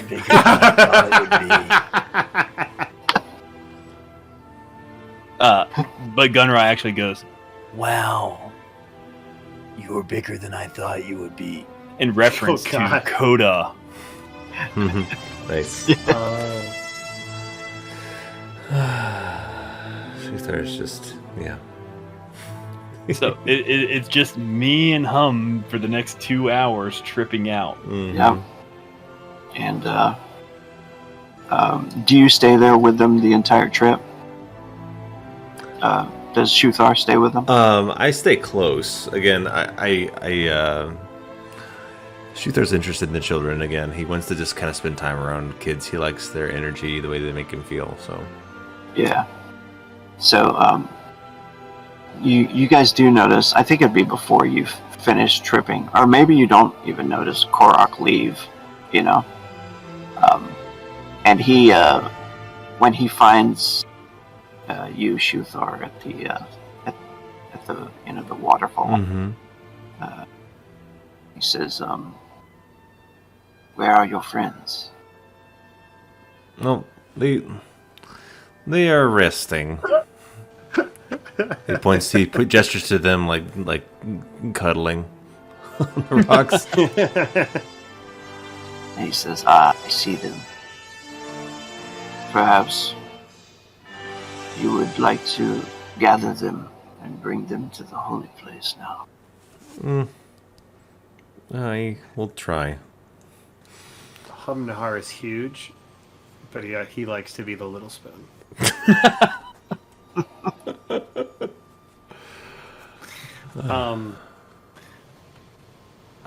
While I don't know if this is possible in hindsight, I didn't want to interrupt you, Rogue. Can I do some type of check on like what I felt was emanating from the crystal? I don't know what I'd roll for that though. Do you have thaumaturgy? I do not. Maybe closest thing would probably be an intelligence check, but at -3. Alright. This would be, I think, magical knowledge. Got a -1. Yeah, you Nailed it. What the fuck is this Perfect. thing? Yeah, so, I think Korak just waits for you, maybe, Shuthar, to gather them, if you're going to gather them. Can I do one more thing while I'm in this astral form, if it's all right? Mm-hmm. I'd like to kind of try and go up to the surface and look towards Wyrmfall, I don't want to get too far from my friends, and I know that I'm probably still vulnerable as a spirit. But maybe come to that point where Gunra was when we fought, where there's that giant sword in the ground. Maybe Hum takes a walk out there in his astral form and stands at atop the hilt of the sword, the handle, and he looks off towards the elven ruins, and he looks off towards the Wyrmfall. And I imagine, in that moment, Gazak, please reveal to me. Am I doing what is right? And Gunra wouldn't let Hum go alone, so Gunra would be right there behind him in his trek. Yeah, in your spirit forms. When you're looking out over there, you pray. You still don't get this sign or anything. Nothing points any direction, or there's no crazy thing that happens. But when you're out there, the colors of this place are swirling so heavily and moving, and then everything's so moving all over the place. You could see the spirits of everything that's alive anyway, and even little magical fluttering things around this area, things that you've never witnessed before, right?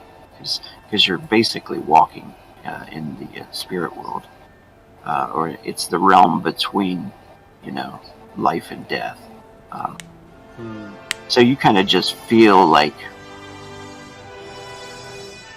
maybe your God is there all around you, right? Just like when Gunra did. But it's not making itself seen or anything to you. And you don't get any answer, and it probably leaves you.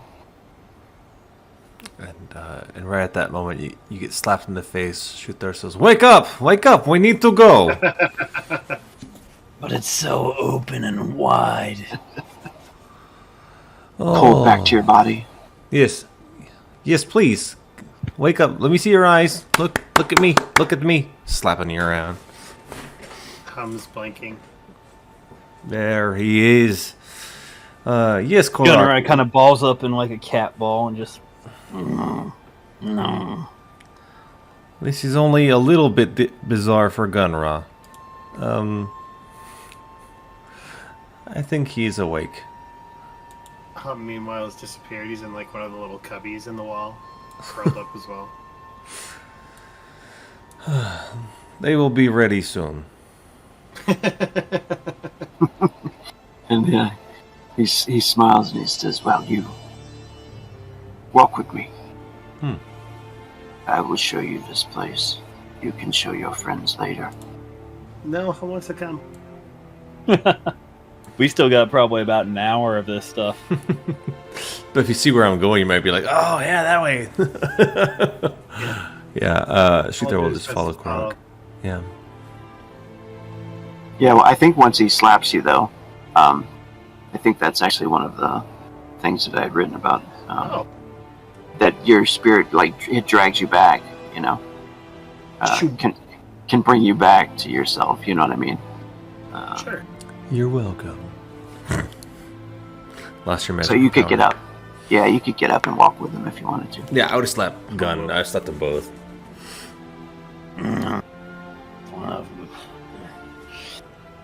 There's somewhere she wants to take us. Do you have any water? Shooter just gestures widely to the entire area. I don't know what those children have done to that water. Nice.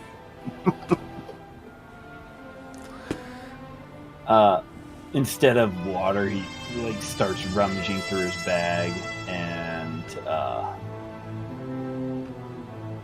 pulls out probably some of that rum or something just to quench his thirst a little bit, and bring himself back around.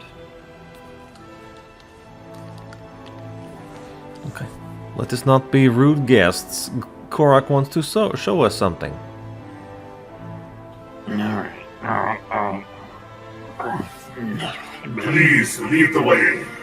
I am with you.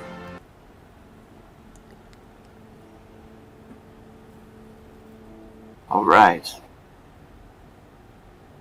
Maybe Humnahar and Gunratet, like, you're having more trouble walking in your physical forms, and as it felt right walking around in your astral form. It felt easier, and you get back to that area again. And for you, of course, Shuthar, this is your first time seeing this place, so it's pretty much like awe-inspiring when you walk in. Sure, he's just looking up, kind of reminded of the swamps, of seeing some green, and enjoying the overall dampness of this place.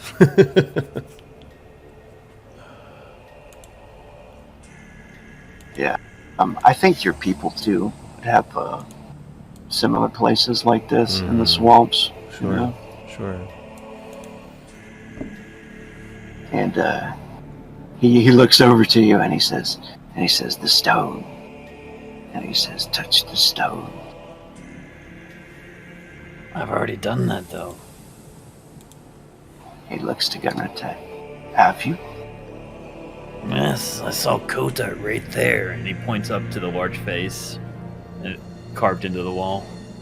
What does it look like to me, or right now? It just looks like what? Oh, the stone. Yeah, to you it looks like it does look like a stone. It doesn't look like it's all see-through and everything. But it looks like a stone with like old elven runes carved all over it. It looks like something of magic. I will touch this stone. Stroke it gently. He walks over to it. When he kind of like maybe hears a little bit of worry or something in your voice, and just in case you don't trust him or whatever, he goes over to the stone and he like puts his hand on it, and he says, "It's old magic of the elves. This is a strange holy place, and the stone gives knowledge." Shoot, there will slowly kind of walk out to it and just raise his hand and place it on there very gently. Hum will do the same. You get 2 towns. No, I'm just kidding. Yeah, Damn it! You feel the same type of energy again, But it seemed way more spiritual to you in your astral form. Yeah. It's like, oh, this was better when I was tripping. This is nice. Gunra will keep talking to Korok and trying to explain to him how he sat on top of the stone and looked up at the face of Kota. I think he gets it now, after a moment, and of looking at your eyes and stuff, and he says, "Did you take some kind of flower or lotus?" This strange smelling liquid, I think it was something I've smelled before. Spirit something or another. Root?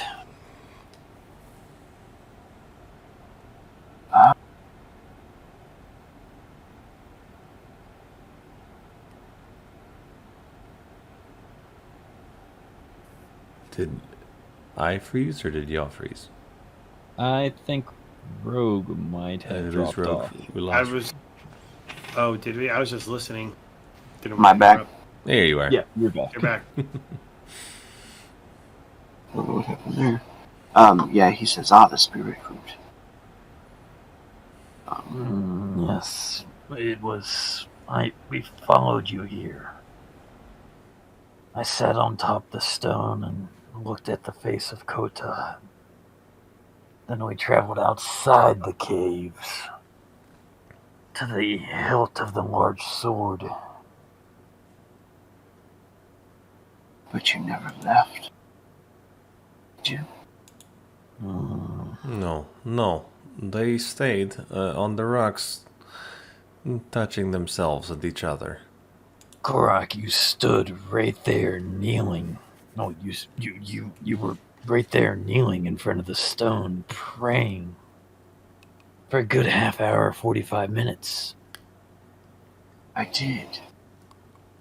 He seems kind of astonished and everything. And he says, I would very much like to try this.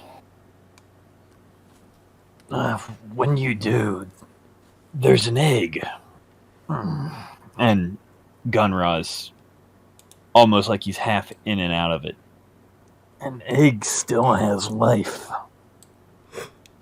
It moved.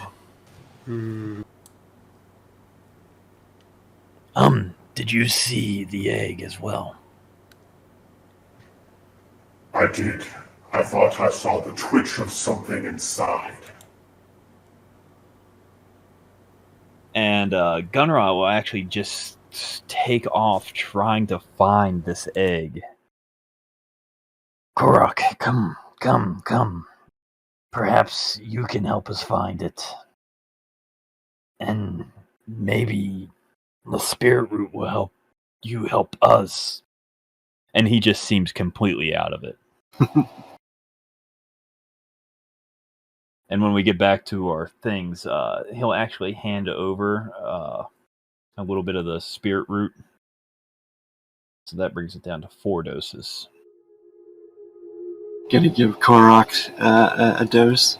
Yeah. He says, many thanks. I will go now and pray. Find the egg. Care for it and tend to it. He bows and leaves. You guys are going back to the main chamber? Yeah. That'd be my plan.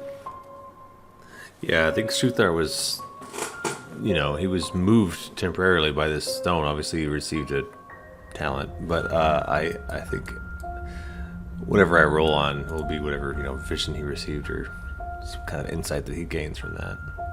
Yeah, maybe like envisioning you doing these movements. Or even like my people or the elves moving in similar movements. When you get back, you notice Marcos is like sitting by a nicely made fire. And this is kind of still in this chamber, but like in their own little area where they've, made their camp and not, trying not to bother the Kuthalans at all.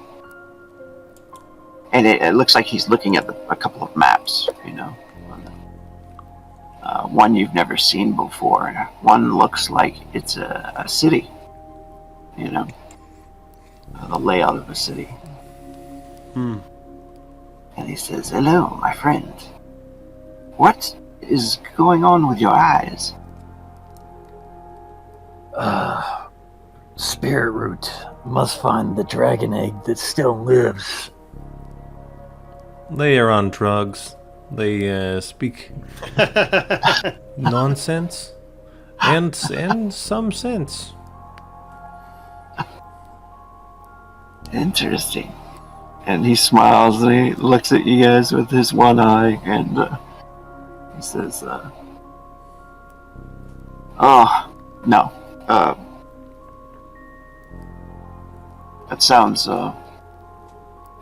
fun, but I am too excited to get to the ruins. Are you ready to leave?" I am ready to leave when you are, Marcos. But Is you this- should know that this place is, Wyrmfall is filled with all manner of demonic activity. Korak told us that not only is it filled to the brim with demons, but also when he was possessed, that they were bringing him and his true compatriots there to feast upon them.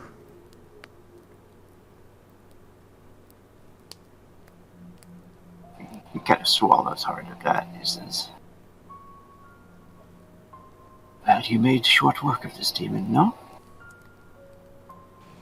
We did. We did kill the demon. But I fear there are many more like him. Is there perhaps some way that you can know to protect people from this possession? Hum kind of thumbs a pouch at his belt, and There are a few options. out in his hand he has what are called spirit stones. He has 3 of them. So he would give one to Gunra and one to Shuthar. In the event you feel like they are coming towards you, this should help. And mechanically, I don't know if they have to activate it or if it just auto-activates. But go ahead. Yeah, I'm pretty sure it auto activates. Like maybe Okay. shatters when it's used. I'm not sure about that, but Got you. It gives you a plus D4 to your roll to defend against possession attacks for like a certain amount of time. Oh, cool. Thank you, my friend. And Hum would nod at him.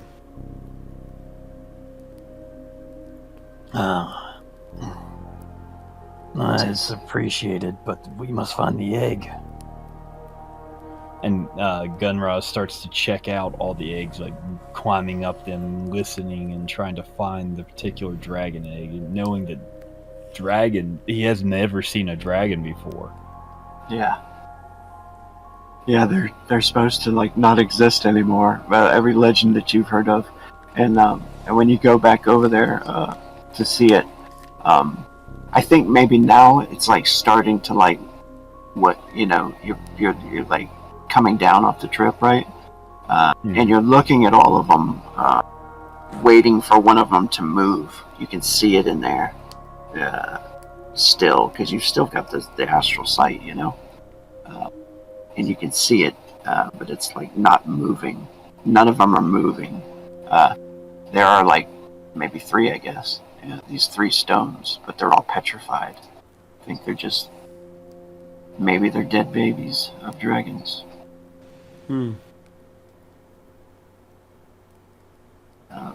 So you start to get really sad, I guess, probably about that. I mean, I'd imagine you would. That you won't be able to save them, and raise them or whatever you wanted to do with them. But Yeah. Like how much of it is like his brain thinking it saw them twitch, and how much of it is a reality. And Right. There's probably a strong like note running through all of it that's like, oh, maybe that was just me being high.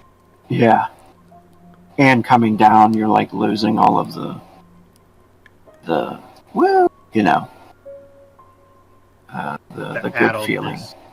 Yeah. Coming down starts to, especially since it has an addiction rating of 3, that makes you know that it's not something that you'd like to do all the time, Did you make your addiction roll? Yeah, I rolled a Hamnahar? 5. Did Hamnahar make his? I did my body and my willpower. Cool. Yeah. Alright. Well, Marcos, when you are ready, I am ready to venture on. But I just want us to be prepared and to be wary at what is coming ahead. And I'd like to see if these kuthalans, if they have any resources they might be able to help us with, whether it is health potions or something to keep us up and on our feet. Holy water would be nice. I suggest we talk to Korok about that. He may be able to assist us. Yes, holy water would be nice. I think I have some extra vials I picked up before, and I know that you will need them far more than I will. It is my wish, of course, that you go in as the vanguard and make sure that the room is safe for me to come in and open the door. We will be breaching the temple soon. Inner sanctum. Will And, we finally see how the scroll works? Yes. Yes, indeed. And he pulls it out, and he kind of like unravels it again, and where you get to see it. And this time, I think when you're looking astrally at it, of course, it looks far more crazy. Jakal is moving,